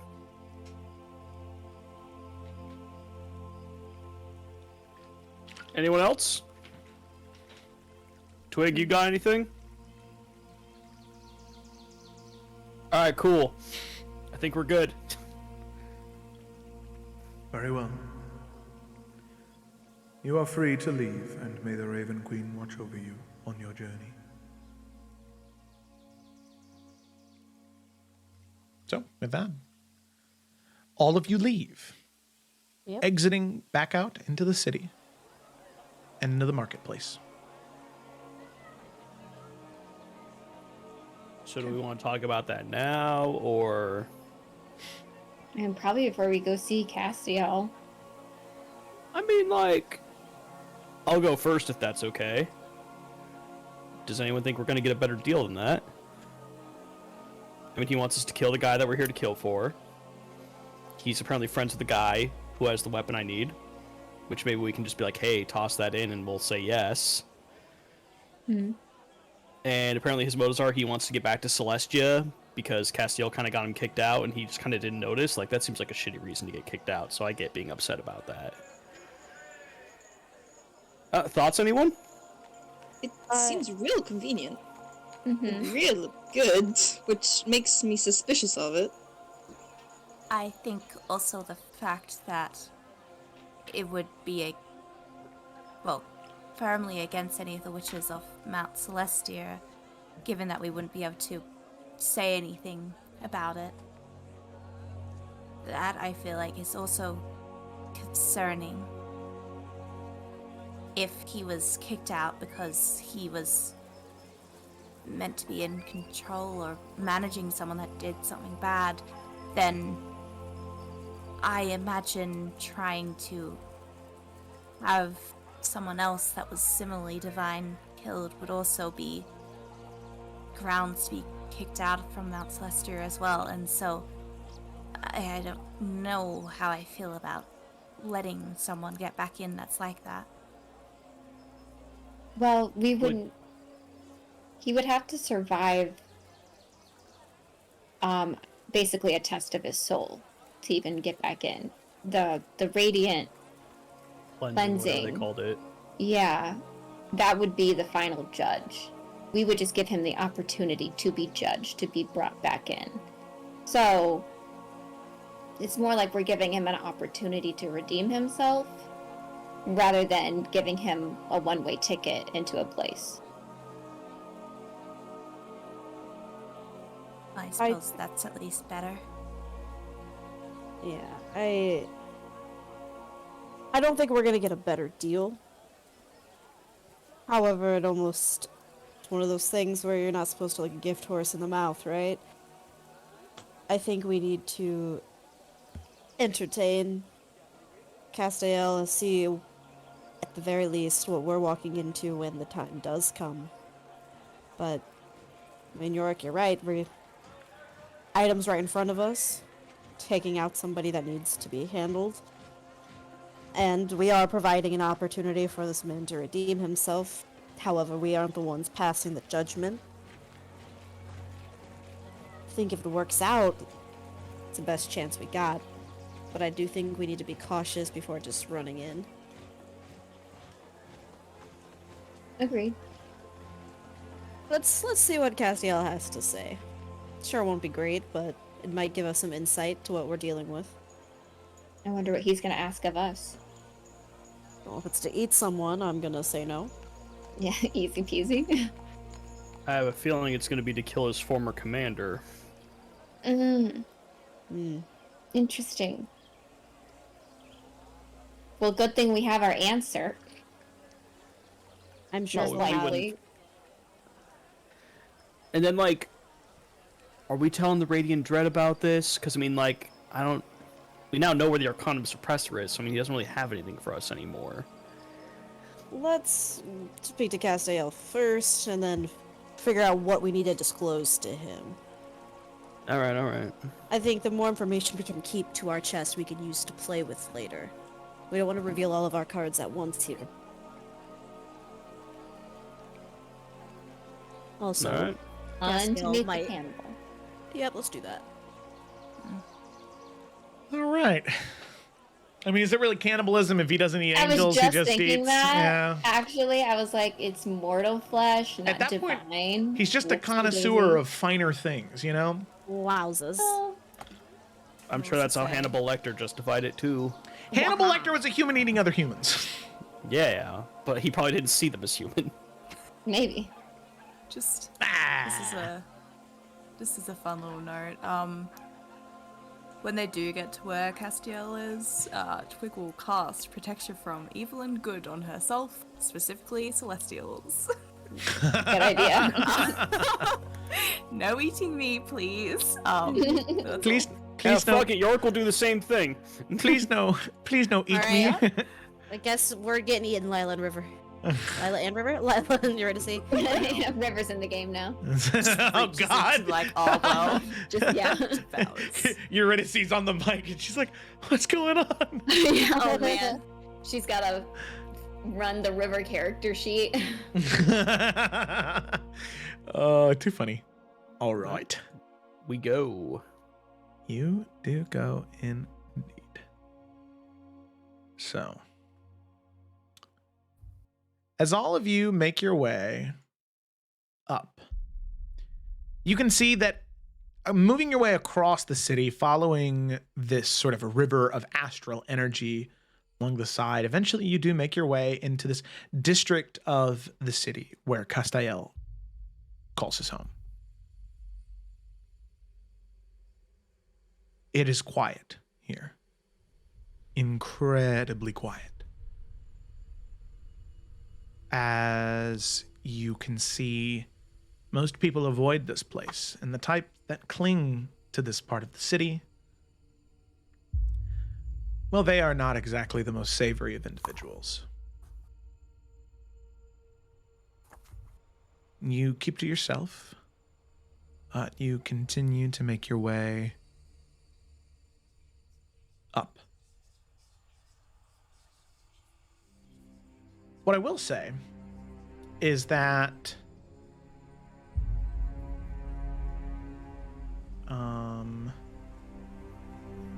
Lila, Twig, and Yorick, with a passive perception of 19 or higher, every once in a while, as you were walking in this direction, in the larger groups of people, out of the corner of your eye, you could swear that you saw somebody staring at you with a smile on their face. But as soon as you went to go look over to see where they were at, it seems as though they weren't there anymore. Either their head had turned away and they blended in with the crowd, or maybe they weren't there to begin with. You're not sure. It's just something with your passive perception that you catch. Would it be an option to try and actively look for them as we keep walking? Yeah, sure. Okay. Go ahead and make a perception check if any one of the three of you would like to actively try and perceive. Well, I am also going to say that, because it hasn't come up too much, Yorick's helm is he basically has 360 degrees of vision. Mm-hmm.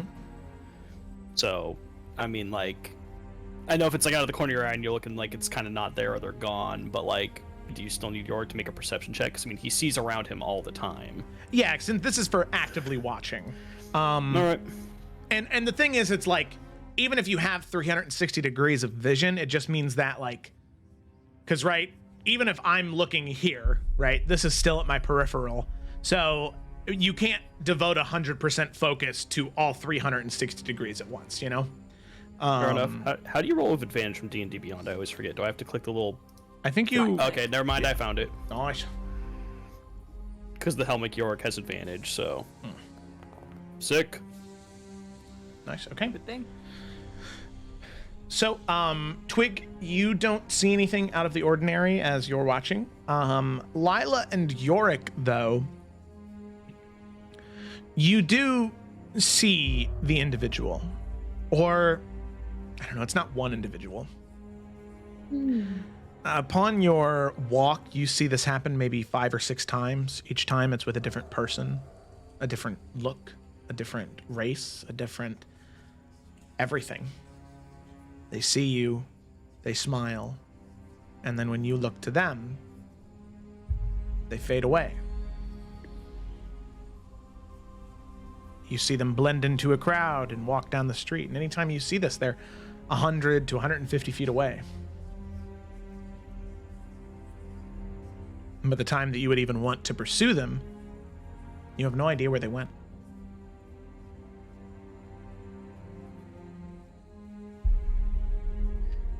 Well, that's unnerving.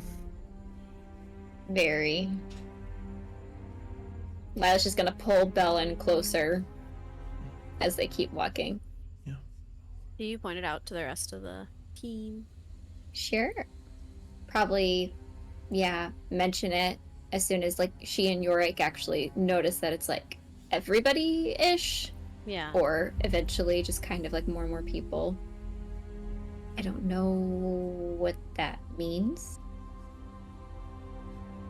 at all, but just good to keep in mind. Yeah. Maybe these aren't the people we stop to ask questions. Hold on. Is this the... Right, okay. I heard, like, the tail end. So there's just random people that seem to be watching us or, like, looking at us. And then after they're done, like, creepily smiling at us and we notice them, they, like, disappear. That's gotta be... I feel... That feels very... everything. Whatever the fuck its name is. Mhm. Everyone. The creepy one. Yeah, everyone. Yeah. That does feel Yuri's like everyone. very much freaking out a little bit. How badly is she freaking out? Fairly. Because I got calm emotions. You can do calm emotions if you want. Yuri's just like, oh my god. She'll last for a minute and then she'll be back to panicking. Yeah, maybe we calm emotions right before we see Castiel. Or until you get too crazy. Well, that's if they're keeping a distance, then it should be okay. But remember what Ephron said about them being more powerful in the Astral Sea? We should just be a bit, like, Yeah. careful about it. Yeah. They did say that the Dark One was trying to recruit Castiel. I guess we can't be that surprised. Yeah. That's true. Still want to talk to this guy? I feel like we should. Yeah. I mean, Lila, you're doing two different things right now. We should totally keep doing what we're doing. I don't still think do- we Lila? want to talk to him, but I think I we. feel like we should talk to him. The other deal is really good, but it's still good to get an idea of other things. It's almost too good. I'm just saying, we should definitely still go and talk to this guy. Yep. Alright, and I'm just saying, if you actually think everyone's here, Castiel has permission to give them permission to kill us if we're there. If they wanted to do it, they would have. I feel like they would have done it already. Would I'm you not gonna rather lie. we didn't go talk to him then? I don't know. I'm just thinking out loud here because I mean, whatever he tells us he wants, we're not gonna do. I assume. Correct. Okay, So, I but mean, he could I don't have know. information that we don't already have. These people don't have to be honest with us. And he does. No, but I I'm mean- just saying, the Mhm. guy that we just spoke to also didn't have to be honest with us. There could be things he lied about, or So I'm I just think saying, changed it's it. easier to know if you're being lied to if you have a lie and a truth rather than just one thing that you don't know is a lie or if it is a truth. And the Radiant Dread did say that the pillars would be likely to give us misinformation, I feel is the best word for it. And so if we get a different story from Castiel, then we know there's at least something there that's worth probably looking into, rather than just taking everything that we're told at face value. Yes, Yeah. you're right. That is the wise thing to do. I just don't want to be here. But let's keep moving. Come on, it'll be fine. Trick rubs Lila's back. We'll be fine. Fun. It'll be fine. all right. Well, Everything- when we get attacked, I'm not gonna say I told you so. I think we I'm just sorry. need the When we find information out that regardless. the other guy lied, I will absolutely say I told you so. We also still have the device from Ephron to return back to the ship as well, and so hopefully nothing too terrible would happen. I think now the guy putting his hands up between everyone. I think we just genuinely need information. We're going in on a reconnaissance mission. How about that? We're not accepting any deals. We're just gathering information and insight. If things go wrong, you're right, Twig. We can get ourselves out. However, this was all phrased as if we're supposed to be offered a job. To me, you don't offer someone a job by setting them up for an assassination attempt. However, things around here work a little differently. I don't know. Just be on the lookout, stay close to one another, and just keep your wits about you. Let's go. And now Finn's leading the way. Okay. I mean, Lila will keep following. Probably slower than other people, but yeah. Okay. Okay. Yuri and Yorick are just showing each other middle fingers. God. Okay. So with that, all of you make your way up the craggy stone steps that lead to the lab area where Castiel calls home. As you make your way up, you can see that it's not just Castiel up here. There are several other creatures. You can see there are some Gith up here. There are some plasmoids, also humanoids, tieflings, ASMR, dwarves, working in this area. And you see, stepping out from a larger building, a form that you've seen before. The cracked and ashy, scarred and bruised and burnt, fragile form of Castiel. You can see that marred face with that one gleaming eye of radiance remaining. Look towards all of you and say, "You all made it. Very good. Please, come in." And so he does this sort of loose gesture with his hands and turns around and walks back into his abode. Yes, he said you had a job for us. We came to talk, consider. Sure, you'll give us the time we need to think about it, but we wanted to at least be cordial and entertain the thought. Of course, I'd be more than happy to discuss. Just inside, please. And Alfian steps inside. So with that, all of you make your way inside. Yeah. Okay. So as all of you enter, you can see there are a collection of tables and chairs, benches, tables with devices and tools, chemical lab setups, trickling water, refinement stations, mortar and pestles. This is a workshop. As he sits down in a larger chair and sort of slinks back, he... So, please excuse the mess. I do not have visitors very often. It's alright.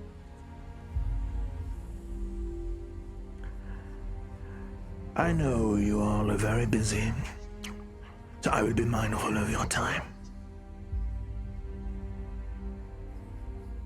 You all seem like competent warriors, that no task is too big. No ask is too much within the realm of reason. So I make it plainly stated for all of you.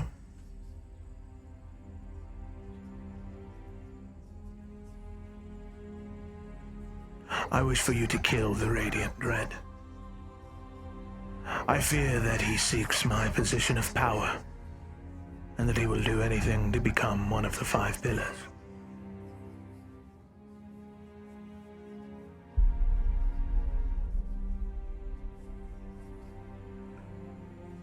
Should you do this for me?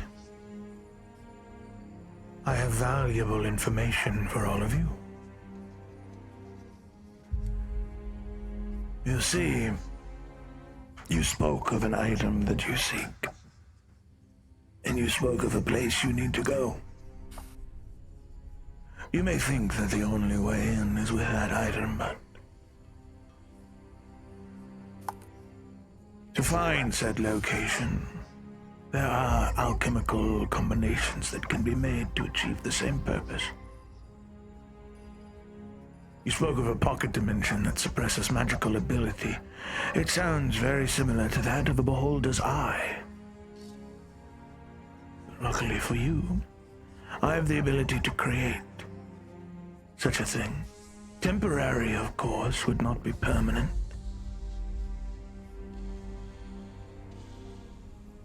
But it would work all the same. And on top of that, I understand that mortals are inspired sometimes by the promise of wealth. I could also promise you gold and platinum. I have no use for it. And finally, the arcane dread, or the radiant dread, has 2 particular things of importance on his person. Should you kill him and strip his wings from him, you may don them yourself. The tendrils of light shall be yours to command. And you may also have his weapon. I have no use for it. I'm not sure if you can tell, but I am not one to be so skilled with a glaive.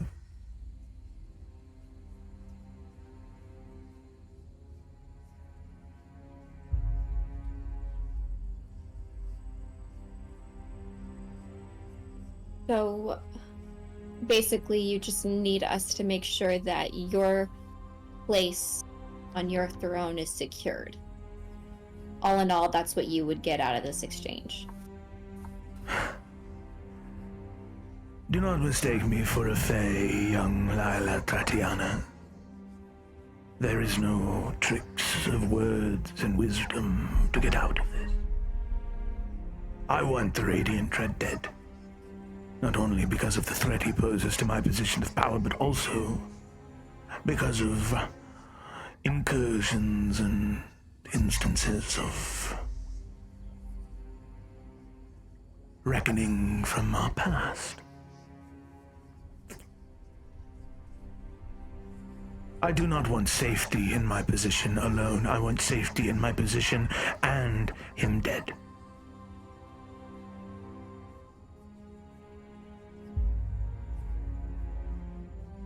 But the most valuable thing I can offer you is neutrality.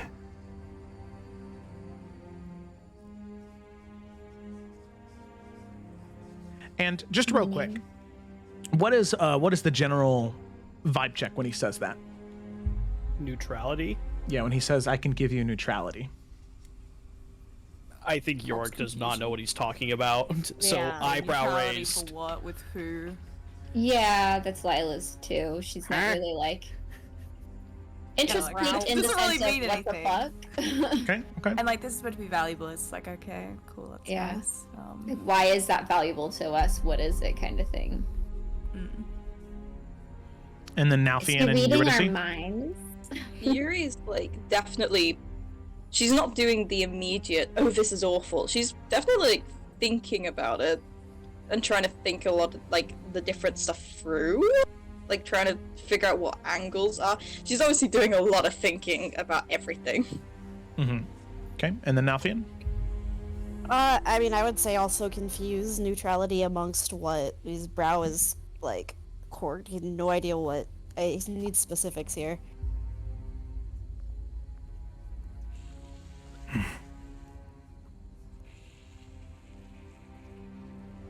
It is no secret to me what enemy you all fight. Having lived for so long, having seen the greatest darkness this world has ever known, I know what shadows you rise up against. Do not think you are the first to come and speak to me on this day.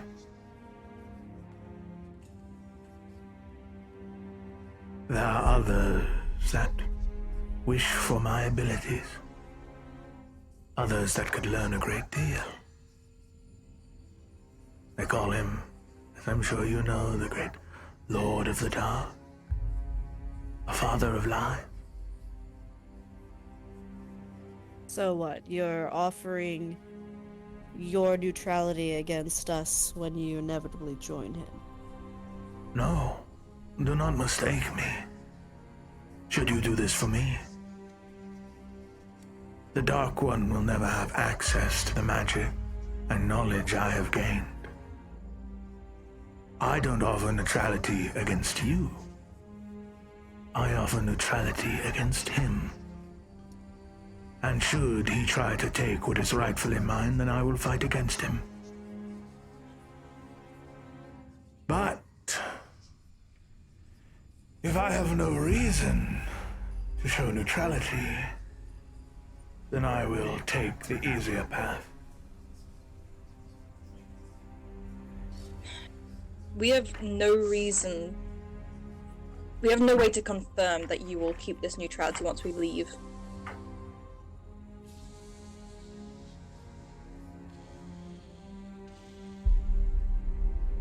Very true. However, what I can say, you may have no promise of that.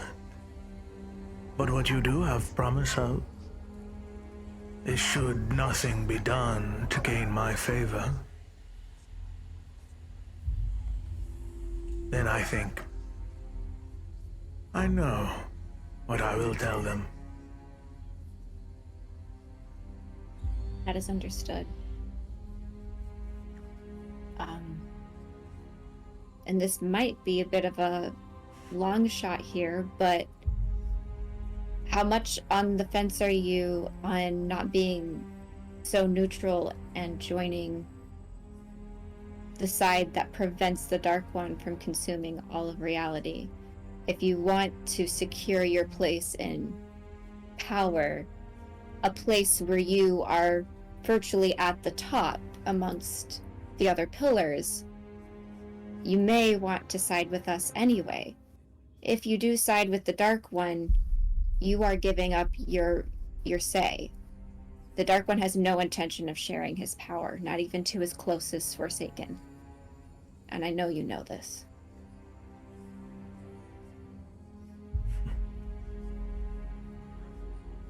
You're a smart one. I try. A very good question. But you see,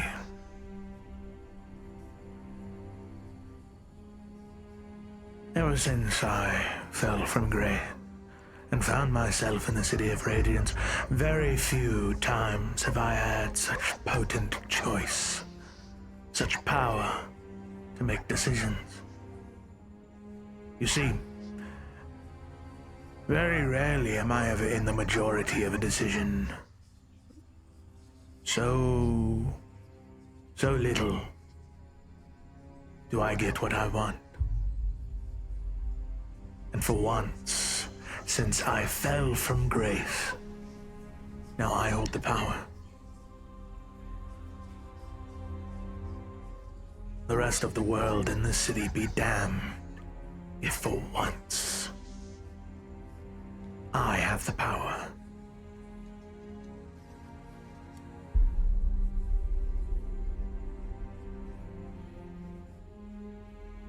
I mean, that's completely your choice. All I'm saying is joining the Dark One is the nail in the coffin on that. There's still opportunity if things remain as they are, ruled not by the Dark One. I'll give you some time to think about it. I understand you're giving us time. And I understand maybe the proposition is not quite as appealing as immediate power. It would definitely be a long game. And I understand that that's probably not your favorite game to play.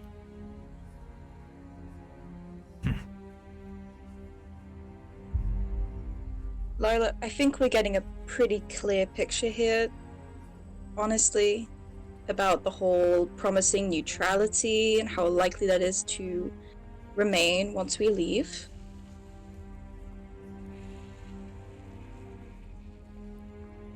I think maybe we should go. We can go. Well, I think you've provided us with enough to think about. We will keep you updated on what we decide to do. We've only just arrived, and what you've asked is a pretty intense task that would require a lot of planning. The last thing I will say before you leave, so it is at the forefront of your mind when you weigh your options. Remember, it is the 5 pillars who have the power to decide who is allowed to spill blood and who is not. While you have a great deal of allies, you've also made enemies. It is the nature of your lives. Remember that before you come to me with your final decision. You may leave. Well, that sounded like a threat. No, No, do you think so? It's a promise. Oh, he's edgy too. Nice. You didn't pick up on that already? All right. You Edgy see his boy. art? Okay. Anything else to Castiel? Nah, bam. Fuck Nah. that guy. Bitch, We we out. just glare and then head flip with the hair and turn away. Okay. Alrighty. So with that, you had nobody else to speak to aside from the Radiant Dread. Yeah, did he give us a place to go meet him or anything? I don't think Big he said city. so, but he just would have met, whenever you were ready, he would have met you back at the House of Hospitality. I mean, I would've- feel like we should go there to talk privately anyway. Yeah. Yeah. Have a discussion in the Well- hot tub. Hell yeah. Okay. Alrighty. So with that, oh, excuse me. I'm so sorry. I've got like hiccups right now. Oh, I'm dying. How dare you have a normal human thing? Loser. Okay. So you make your way back into the comfort of the City of Radiance, out of that very dark, scary corner of the city. And eventually you make your way back to the House of Hospitality.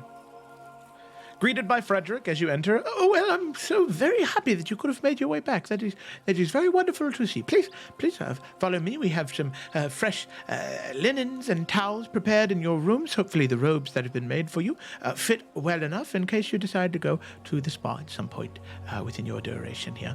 And remember, if there's anything else you need, just feel free to ask me or any of the other plasmoids. We are here to make your stay as comfortable as possible. Thanks, bud.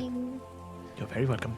He fixes his glasses, he straightens his tie, and walk away. He's got a tie too. Nice. Amazing. He's got like a vest Bow and a tie? tie. It's a long Hey. tie. It's a long Okay. tie. But it's like a vest and a tie with like no shirt underneath, so it's just like sitting on top of the plasma. Sticky. So we go into the common room to talk, or what's the plan? Yeah, we can go to the common room. When we get there, Lila will fluff the pillows and everything, so everything's nice and comfy. And she'll start the conversation by saying, "Sorry about what the little like side thing I was trying to say. I'm not expecting him to join the side of the light. I just wanted to cast some doubt for no matter what happens, if things don't turn, one way or the other, just a little bit of doubt in him, and just being like, well, I basically will for sure join the Dark One if I don't become neutral." That was all I was trying to do. I know that bitch ain't gonna be good. I don't think you need to apologize, Lila. No. I think we just need to. I know that I wanted to hear what Castiel had to say, and I think it was good that we did. I really think we can't guarantee any kind of neutrality once we've gone. And the rest of the offers were just greedy. We're better off taking the other one. Well, I think that they also inadvertently, I feel, confirmed at least a lot of what, not me forgetting his name, Anarius was saying to us as well. And that, well, I suppose he just doesn't anticipate that Anarius is actually going to be the one that's involved with it and helming it. He knows that his position is going to be taken, and, well, it seems like it will be, whether or not it's us that help him into that position. And if Castiel is then going to try and join with the Dark One, then I don't think that is something we can support anyways. So I feel like taking Anarius' deal is the most benefit we're able to get.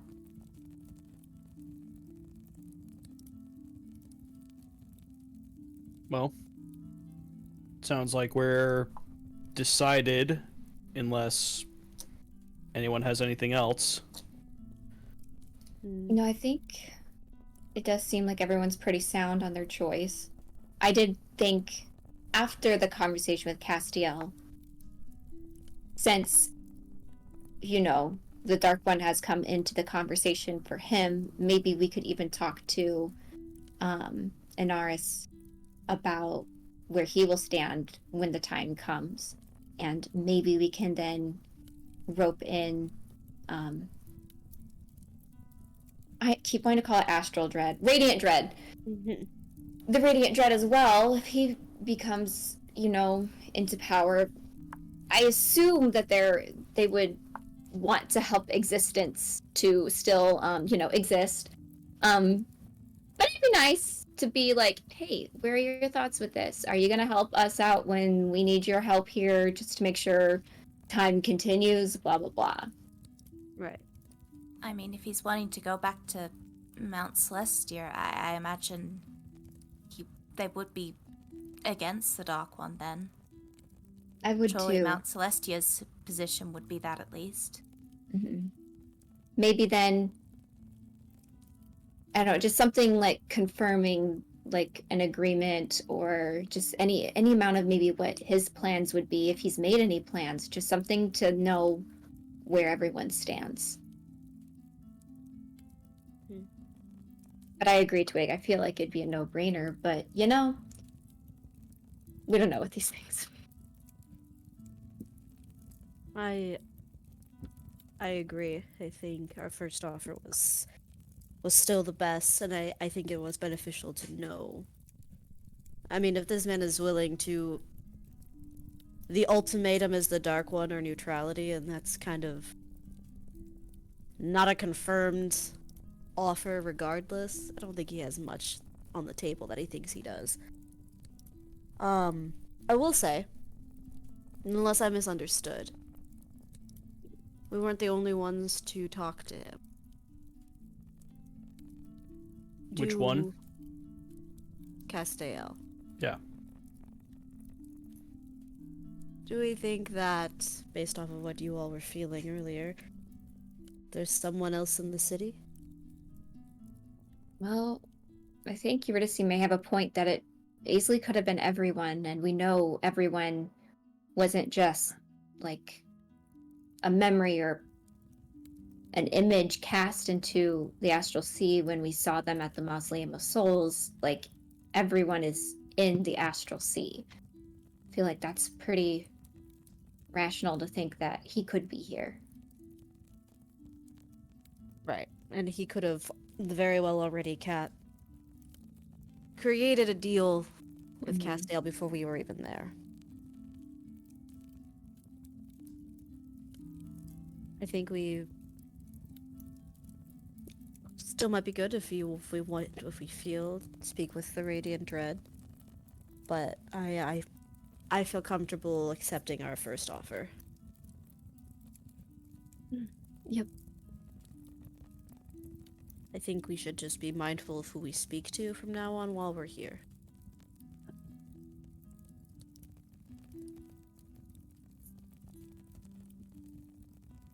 York, you're thinking? Yes. Oh, was that a question? I could just see the smoke coming out of your ears. I just wanted to... Mm. What do you think? Well, Castiel clearly threatened us at the end there. I think he has people that potentially already have permission to kill us ready to go. One of them being everyone. Don't know, but it's possible. I think the longer we delay, the more dangerous this becomes for us. I also wonder, again, with the deal we got with, or we will get with Inaris, we can only kill Castiel. We cannot defend ourselves.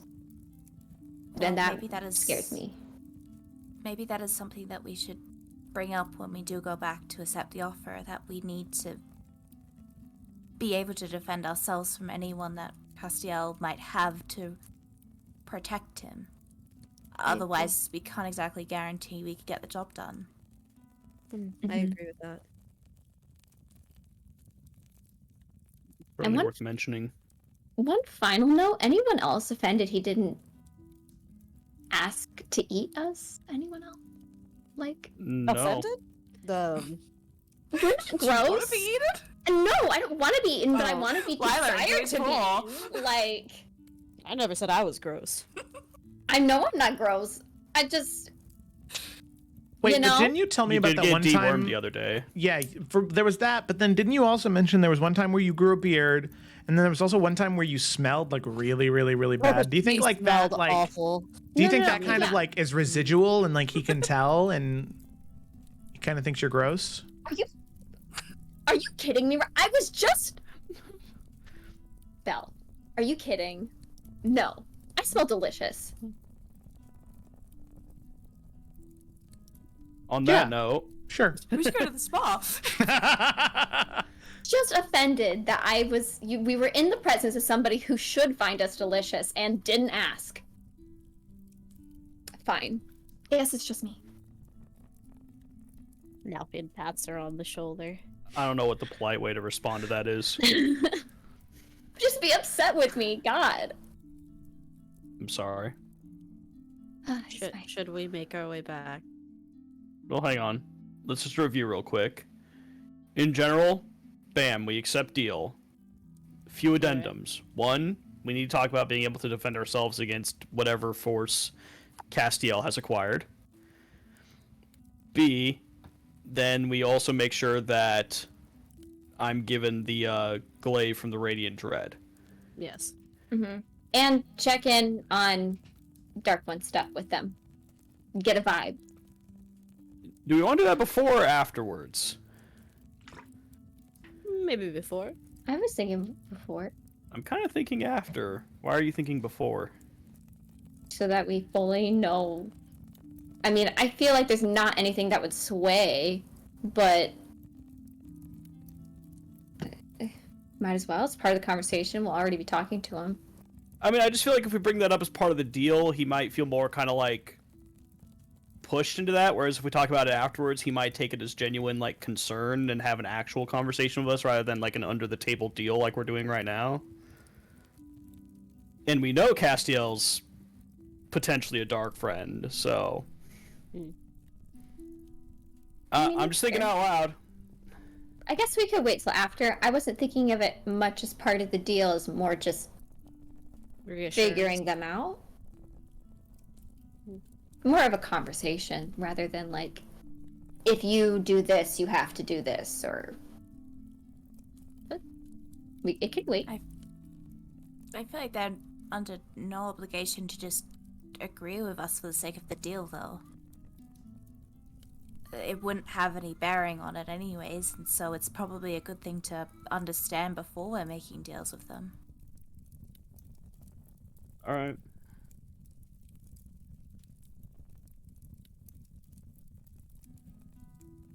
Are we ready? Mm-hmm. Now just to clarify, the Radiant Dread did also have an offering for you.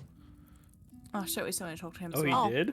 Yeah. I didn't know that. Fucking I forgot thought about his that offer one. was just to like Yeah. go and say no to everyone. I thought that was his offer too. Yeah, but we No, all meant he to had talk to them. he had an offer for you as well. Okay, Alright. alright. Okay, Well, let's get our third check offer, with them and then boys. we'll go Do to we fucking... even want to hear it, is the question. I feel Yeah, I mean, he's meant to be on Anarius' side, so if, like, you know, if they're not, then it's like, well, that's a bit orky. well, yeah, because go what from if he's there. like, I need you to kill Castiel, and in return, I'll give you this glaive. Because then that, you we know, can it be may like, include. yeah, that sounds great. We can do that. And they don't need to know about the deal that we're going to make, I guess, with Yeah. Anarius. Just 2 for 1, you know. Yeah, but what if he's like killing Arius? Then That'd it's a be bit nuts, awkward, though. isn't it? Yeah. It's a little fucking awkward, isn't it? Then we're gonna have a bit of conversation. Well, then we should okay. probably know, because the Astral Dread, not Astral Dread, whoever, Radiant Dread, Radiant Dread. is, I keep saying Astral Dread, the it needs to Dread, be Astral Dread now. It's just somewhere in the world. the Dread, is There we part go. of Anarius's Judge Dread. plan. So if he wants Anarius dead, we gotta know. That's But I tea. thought Yeah. he lost Drama. his memory though. Like, isn't that like the thing that he doesn't remember that they're friends? So that's what I'm worried Yeah. about. He doesn't remember that they're actually bros, and he's maybe been fed a lie.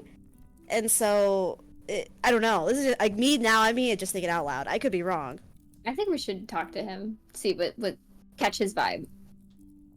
Kind of What a vibe. Right, here we go.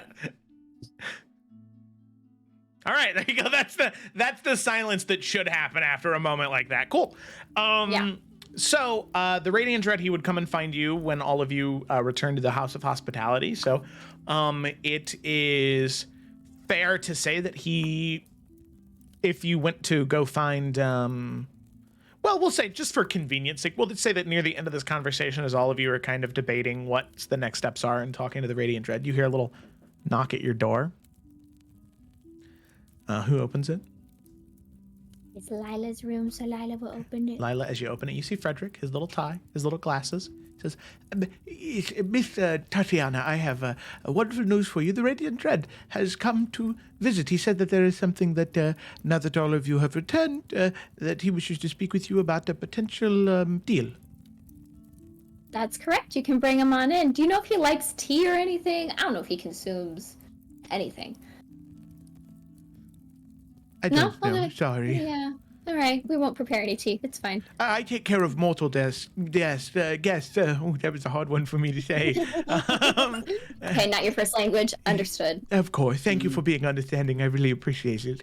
I'll send them up right away. No food, though. I don't think they need to eat at all. Yeah. Good call. With that, you can see Frederick leaves, the door shuts, and then a short time later, the Radiant Dread enters. And you can see as he enters, he looks to each one of you and he says, So, from Anarius and Castael, what did you discover?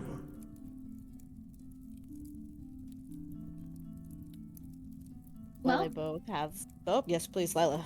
Oh, that. If it backs She off was- that one real fast. just okay. She was just gonna say, "Well, we discovered," and then lead into what we discovered to him. Basically, I mean, I don't think there's any reason to hide any information from him unless someone else thinks we should be like, no, let's withhold that. But otherwise, we're basically gonna say, here's what the two offers were. We're leaning towards this one because even though, you know, he told us not to take any offers, that seems just like a pretty good deal and it benefits him as well. Right. Yeah. Why is the music scary? Yeah, you didn't have to do that. Why am I not surprised?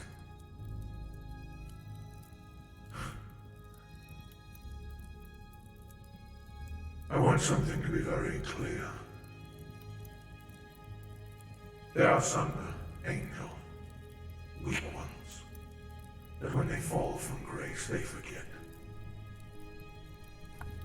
And I'm sure that Anarius hopes that's true.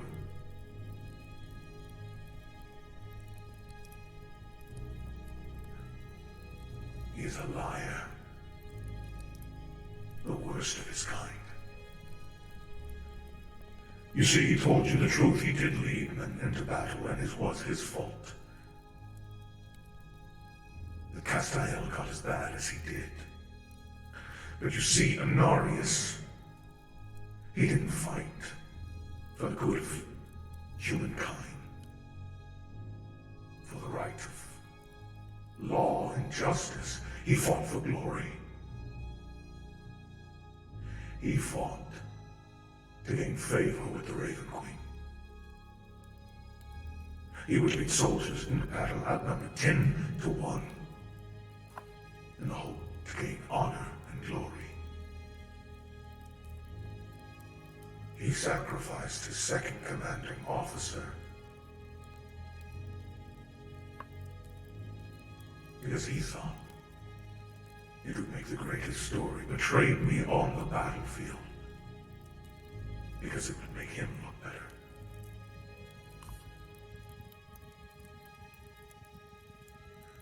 When I survived and challenged him and fought him and accosted him for what he made me lose, I was punished. I fell from grace. And when they learned of what he did, what he let Castael get away with, and he was cast down,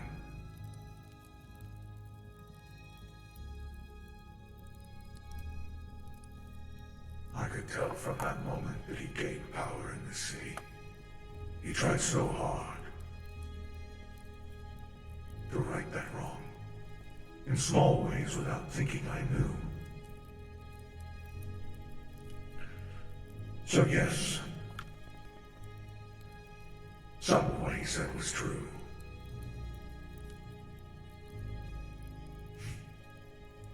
But he doesn't lie.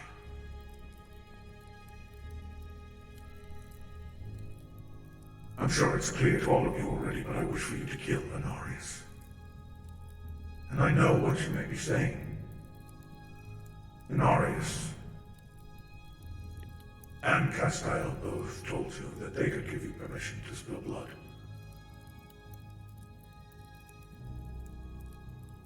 There is one way around this. And it would guarantee death. Either for you all, or for him.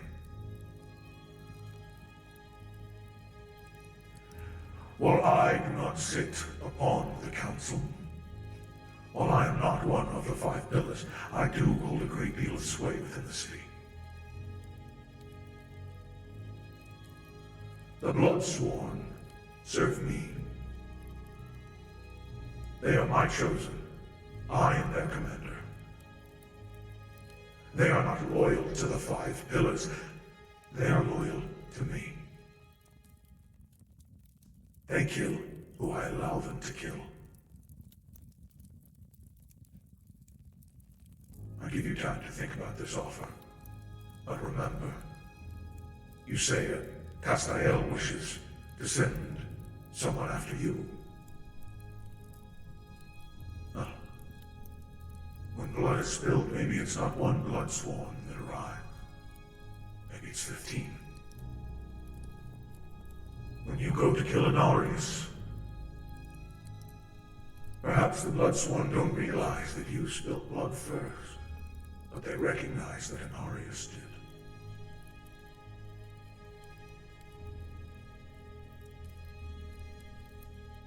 I have power in this city, and although it might not be lawful, I will do what is necessary to have my vengeance. A paragon of justice and law I used to be. It means a great deal to me still, but some things I desire more.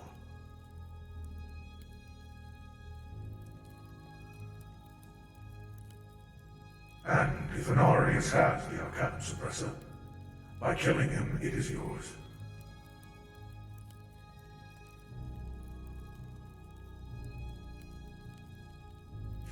And if that's the case, for all I care, you can kill Castiel too. But Anarius is what matters to me.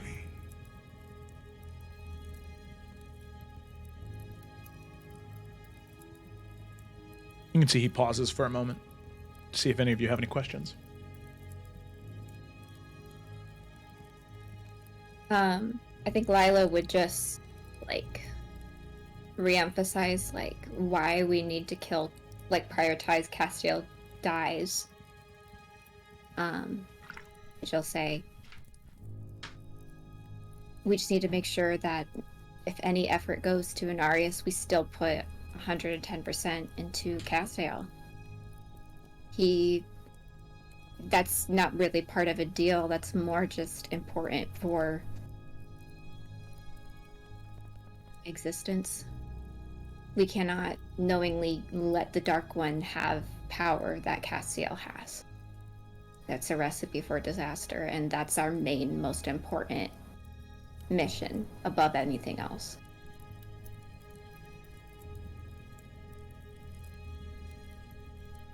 Very well. Should you kill Anarius, given the fact that I am the commanding officer of the forces within the city and the Bloodsworn, that position of power will be given to me. From that point on, I can give you the proper clearance you need. And that way, conscience-free, With allies and Bloodsworn at your side, you can kill Castael easily, provided Anarius dies first. Anarius holds the most power on the council. People of the city care for him the most. He clings to the past for the diva he used to be.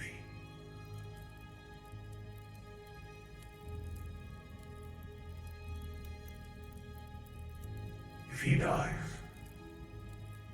who else do the people have to look to, aside from the one that keeps them safe?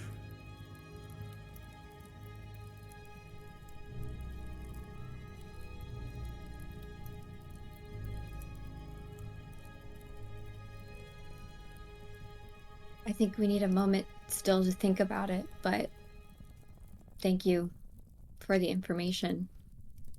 I can tell this is something we will definitely think about. I'm glad to hear you will heed my advice. When you are ready, send a message to me. The plasmoids of the House of Hospitality can handle that. I look forward to hearing from you. And with that, unless anybody has anything else, he will nod and exit. I don't have anything else. Okay. So with that, the Radiant Dread exits the room. And all of you are left alone to discuss this third and final wrench in the decision that needs to be made. Well, look at that. What a conundrum we're in. Oh. Oh boy. What if we just murdered the whole city? We'll just kill everyone. Problem solved.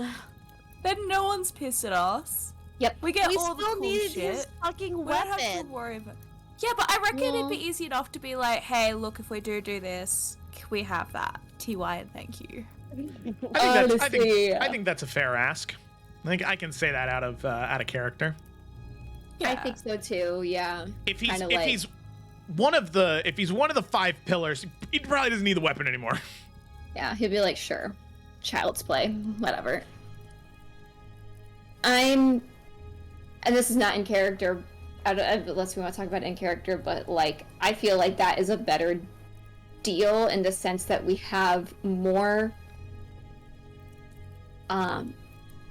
we have to fight 2 angels, but we have more support, period. Yeah, and I'm Yeah. also just like, again, I still feel really sus about Anarius. Like, obviously there is the whole thing that if he is truly trying to go the route he is doing, like, there will be that kind of cleansing, verification thingy.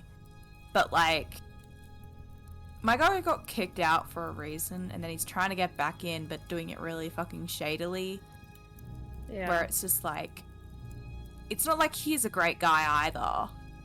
And Yeah. Dreadlord? Don't Dreadlord. tell my parents I'm doing this. Like, it seems Yeah. Red like Lord. Yeah, wrong campaign. But with Radiant Dread, it's like, he's obviously still sus. But he's It's not like I kind of don't care he's trying lying to me. Yeah, he's not trying to, like, fuck with Mount Celestia or anything. Like, at least he hasn't set any ambitions there. Where it's just like, it almost feels safer, because we're not enabling some bigger problem, which I worry Anarius might be. It's just like shifting the power that in the system that already exists rather than like trying to move somebody to a higher place or something like I mean, that. at this point, we're taking 2 people out of that power. Yeah. Yeah, because there's gonna have to be someone to fill that 5th spot anyway. So some fuckery is gonna go down for sure. But I just think we might have more success if we have more support. Because again, the thing about like Anarius, he's like, you can kill 1 person. 1. Good luck. And I'm like, 1 bitch? Like, never. Yeah, and I was also thinking where it's just like if we do try and go for Castiel, and you know, there are going to be other people that are trying to fight us on that. I worry that with Inarius's wording, we might not be able to get like a blanket. Yeah, if someone's attacking you, you can attack them back thing, because that's like a very big, wide open door. That's hard to kind of, you know, narrow down into just the people that we would theoretically need to kill. And so part of me worries that we might not be able to get that permission properly. Mm-hmm. And so it does beg a lot of questions of like, okay, if we are getting, you know, backlash for trying to kill Castiel, can we actually really deal with that? And with the dread, we have like the whole system just supporting we us. We don't need permission. We are the system, you know. Yeah. What are you thinking, Ryan? Like You've been kind of circumvented quiet. all. I legit don't know. Just whatever the group wants to do, I'm fine with. Okay. That's not an answer, Ryan. Best I got. What about you, Kayla? Boy, it's hard, ain't it? Because like at first I was like, well, we should just go with Inarius's plan because it sounded the nicest. But I don't know. I agree with Gemma. They're all fallen angels, right? They all fucked up at some point. So it's not like anybody here is a good person. You're right. And just because we're giving him the opportunity to no longer not to be down here, he might just fucking blow up when he's being cleansed. And we're like, well, shit, he wasn't that great to begin with. So it's like maybe the best option is just to take 2 people out, get our shit, and kick rocks. Like, you guys can figure it out now that we've destroyed your power structure. I mean, it sounds like a pretty broken power structure anyway. It so does. It's not our problem, you know. We could just walk out. It's like with every other city, like City of Pain and all that shit. Like, this is so not our problem to fix this city. And like, we're And not so, you also know. offering Mount Celestia a fuckwad if that happens. Yeah, and I also don't really like the idea that if anything was to come off, like Inarius and the whole Mount Celestia thing, that we would then have to be lying to Mount Celestia, because that just feels sticky. And yeah, almost like we could potentially- eventually get blamed ourselves for something. Yeah, it's a hard Yeah. decision. It's a hard decision to make, that is for sure. It's fun. It's a Mhm. fun kind of hard. Yeah. Let's just, again, This let's is the just kill type of everyone. game That's I want to my run, vote. you know? Like, these are the decisions I want you guys to have to make. Let's just do the path of murder hobos and just kill everyone. Yeah, just kill all 3. That's Why don't you? Oh my god. Oh shit, yeah, let's get the Dreadlord too, honestly. Okay, I but need to stop calling that. we do Man. if Well, we're gonna actually- go to him. We do need to say, hey, we need your weapon. This You know. does give us, not that we were ever going to take Castiel's thing, but like, imagine if we tried and he just had all of the blood god things just like try and hit us at once, because he's like, bitch, I run this town. Like, you can't hurt me. That's bad. So, No, I think at least my vote is we agree with the Radiant Dread, we take their deal, and then we then obviously take out Inarius, and then also Castiel, knowing that we will be able to safely do so because we will have the Bloodsworn on our side, you know?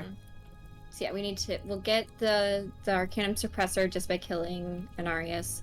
We confirm that he's going to give support when we fight Castiel as well, and then we ask him for his weapon. Yeah. TY and thank you. Also, throwing this out there, I don't know if Devil Bitch is connected to any of this at all. She's just here. Yeah, she just got here. How involved could she be, right? Like, Yeah. Yeah, I mean, I we just got here and we're super involved, but it didn't bring her either. No. it's fine. I'm just throwing that Don't out worry there. about it. Like, she's just putting it back in everyone's radar that she doesn't No, exist out here. I know, I'm kind of concerned, but No, we I don't don't even worry about know. it. Can't see her. She's not. Can we save here, and then if it doesn't go the way we want, restart from our last checkpoint?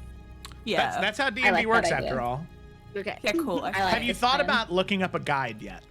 I might gonna- do that. I'm gonna Google it. Like, for sure, Google, so. okay, what happens if I Wow. choose this dialogue option and then Yeah. come back? Yeah. Isles of Iverion, City of Radiance walkthrough.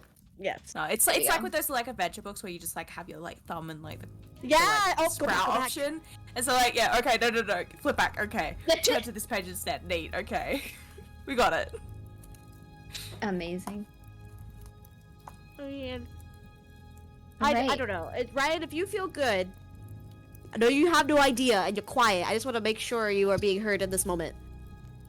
No matter what we decide, it's 50-50 as far as I can see it, so I really do not have a preference. Okay. Except for Castiel, he sucks. Yes. So. Yeah, so definitely killing that one.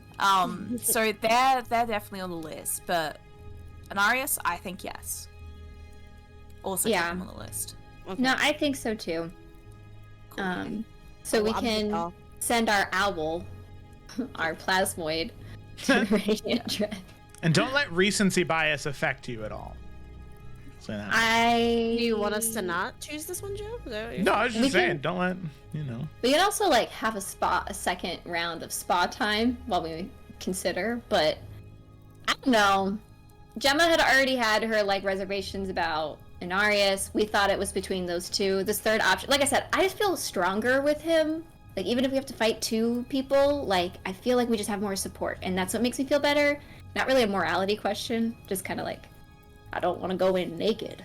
And also, I will just say, if Anarius is one of the better ones, and the fact that they view the Radiant Dread as a friend, that probably then means that the Radiant Dread can't be all too terrible. And so, you know, I feel like even in terms of motives and ambitions and shit like that, surely the Radiant Dread has to be one of the better in the city, because Inarius is, you know, one of the better in the city. And that's kind of been put out there as well. Like, even the Radiant Dread, like, the only thing, you know, they really had against Inarius was the fact that they were very, like, you know, hungry for that kind of, like, you know, story or whatever it is to, like, be the guy, you know? Yeah. So, that feels also good in my books, where it's like the Radiant Dread can't be that bad. They've been nice to us. So, you know, I feel like Dewormed I'm already Lila. conditioned to like them. Yeah. You know what they say about people who deworm friends? Yeah. They finish that one for me, Kayla. Yeah, maybe. they'll help you defeat the Dark One and give you the Exactly. items you're searching for. Exactly. That'll help you square out of your Oh. other problems too. Hey yo. I've heard that one before, yeah. Me too. Yeah. But no, and then it's just like, you know, if Lila ever gets astral worms again, we know how to call, you know? We have her plug. It's gonna be great. Yeah, so I think we're good. Okay. All right. Wonderful. So then next step is finding either Frederick or another plasmoid and sending a message to the Radiant Dread. Yes. Yes. Okay. Alrighty. So you walk outside and you can see there are several plasmoids walking by. You tell them to send a message to the Radiant Dread. They agree. About 30 minutes pass. If there's anything all of you wanted to talk about in those 30 minutes, you can. But if not, you just kind of patiently wait for him to arrive. Yeah. Yeah, I don't think I have anything. Mm-mm. Okay. Alrighty. So with that, shortly after the Radiant Dread, he does return. And as he enters into the room, he says, Well, then, I must be. I will admit I am shocked. I thought that you would take longer to come to a conclusion than a short time, but I am interested to know where you stand and what answer you've decided to give. Well, honestly, it really was only between two choices. I know it maybe seemed like we had 3 options, but I think before we even spoke to you, we already knew that we were not going to take Cassiel's deal. Then, what you presented actually gave a lot of promise in our success, given that you had a lot more support to offer than the deal with Inaris.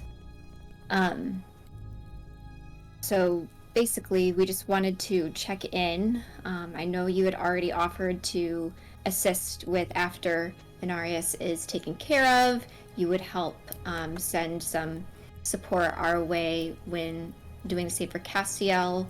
Also giving basically clearance to protect ourselves with no matter who Castiel may also recruit to harm us in our potential taking care of him.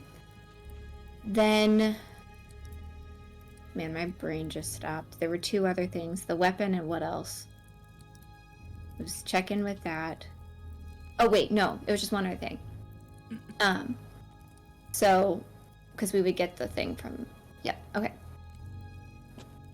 The only other thing that we were interested in was, it does seem like well, actually, she might look to Yorick, since it is his thing. Go ahead. Okay. She would say, we were informed that your weapon could be of great support to us in our journey beyond the City of Radiance. And since you have been so helpful to us, we figured instead of trying to manipulate in any sort of way, we would just want to bring that up to you and see if there was if that could be part of the deal of taking out Inarius, that we could, once you gained your position of power, that'd be something you would pass on to our group. Very well. If I ascend to the 5 pillars, I have no need for the weapon anymore. I cannot give it to you beforehand, as I would wish for our combined involvement to seem minimum. Of course, if the people of the city know that the one who is supposed to protect them is the one who kills the one they love the most, how safe will they feel? But when Inarius is dead, and I become one of the 5 pillars, I will gladly give you my weapon, as I have no more use for it. And perhaps with my weapon you'll find the killing of Castiel even easier. That's understood. Should we expect any backlash during our time here once Inarius is taken care of? I feel like Castiel, there wouldn't be too many hearts broken by that, but as you said, Inarius seems to be well liked. There will be no backlash from the individuals that matter. The 5 pillars, that is. All right. You must understand that being one of the 5 pillars is not a permanent position unless you are powerful. Unless you have a will to rule. Castiel has ruled for long because of his nature. And Inarius has ruled for a very long time because of his ability to lead. The other 3, though, they tend to come and go like the wind. Do not feel as though you will change something greatly by your actions. What you do for yourself. The City of Radiance will still stand, even if Inarius, even if Castiel, Lothael, Tamael, and Emael, if all 5 die, 5 more will rise to take their place. Some will be heartbroken, yes. But that is the nature of love, isn't it?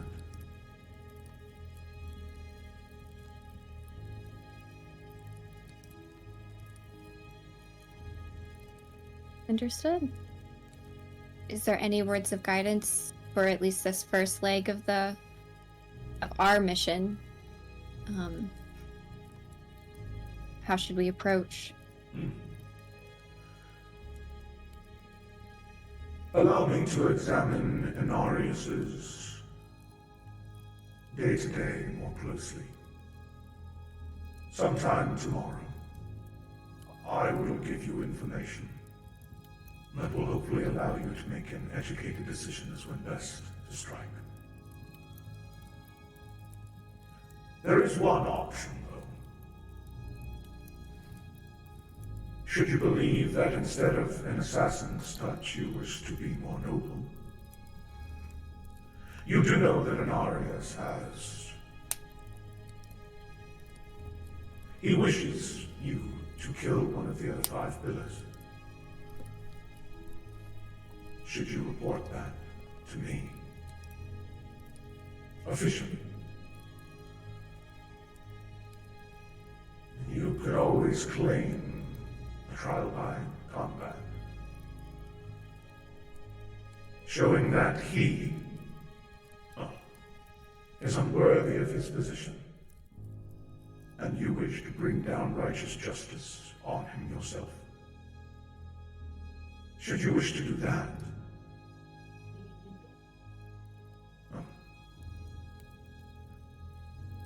you will not have the drop on them, and they will be very prepared for a fight. But it will be more honorable. But it will not be as easy.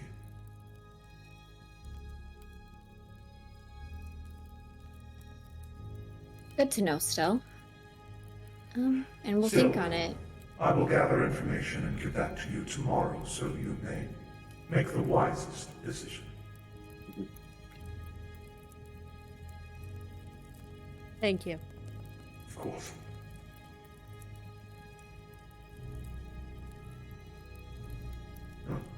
If there is nothing else, I will be on my way, and I will speak with all of you tomorrow. No, I think we have plenty to talk about ourselves. Wonderful.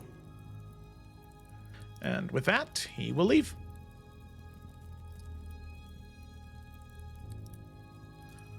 So, as all of you sit there, looking towards each other, all of this information given to you about decisions to be made and choices and paths to traverse, before you can talk about much more or implications or further strategies, that is where we're going to go ahead and end tonight's session. So thanks for watching, everybody. Hope that you enjoyed. Thank you once again for the raid, Life at Disadvantage. We are kindred spirits with our names. Roll for advantage. Roll with advantage. Wait, what the fuck is our name? Roll with disadvantage. Roll. We're there. We're there with you. We're there with you. We're all about the positivity. So thanks so much for tuning in, watching. If you're watching on Twitch, if you're watching on YouTube, doesn't matter. We still appreciate the views. Hopefully you enjoyed this evening's session as much as I did. I'm very excited for where this is going to go. I had mentioned last week in our Stars and Wishes, I was excited for this sort of like Game of Thrones like quality where there is this incredibly difficult political web that they kind of need to traverse through. And that's exactly what they were exposed to today. So very excited to see how they choose to traverse through it further, right? I think that even though you've already said yes to one, they're fallen angels. They are not good people. They've all done bad shit. Even though the Radiant Dread might seem like the good guy from how he's been portrayed, he's not above, modifying the truth a little bit. Yeah, exactly. So I'm excited to see what path all of you decide to take and how you decide to approach it. But yeah, so be sure to tune in to Buried Time tomorrow, Salamander Coast next Tuesday, Tales of Ever next Wednesday, or again next Saturday for the continuation of the Isles of Iverion. Thanks for watching, and we'll see you next time.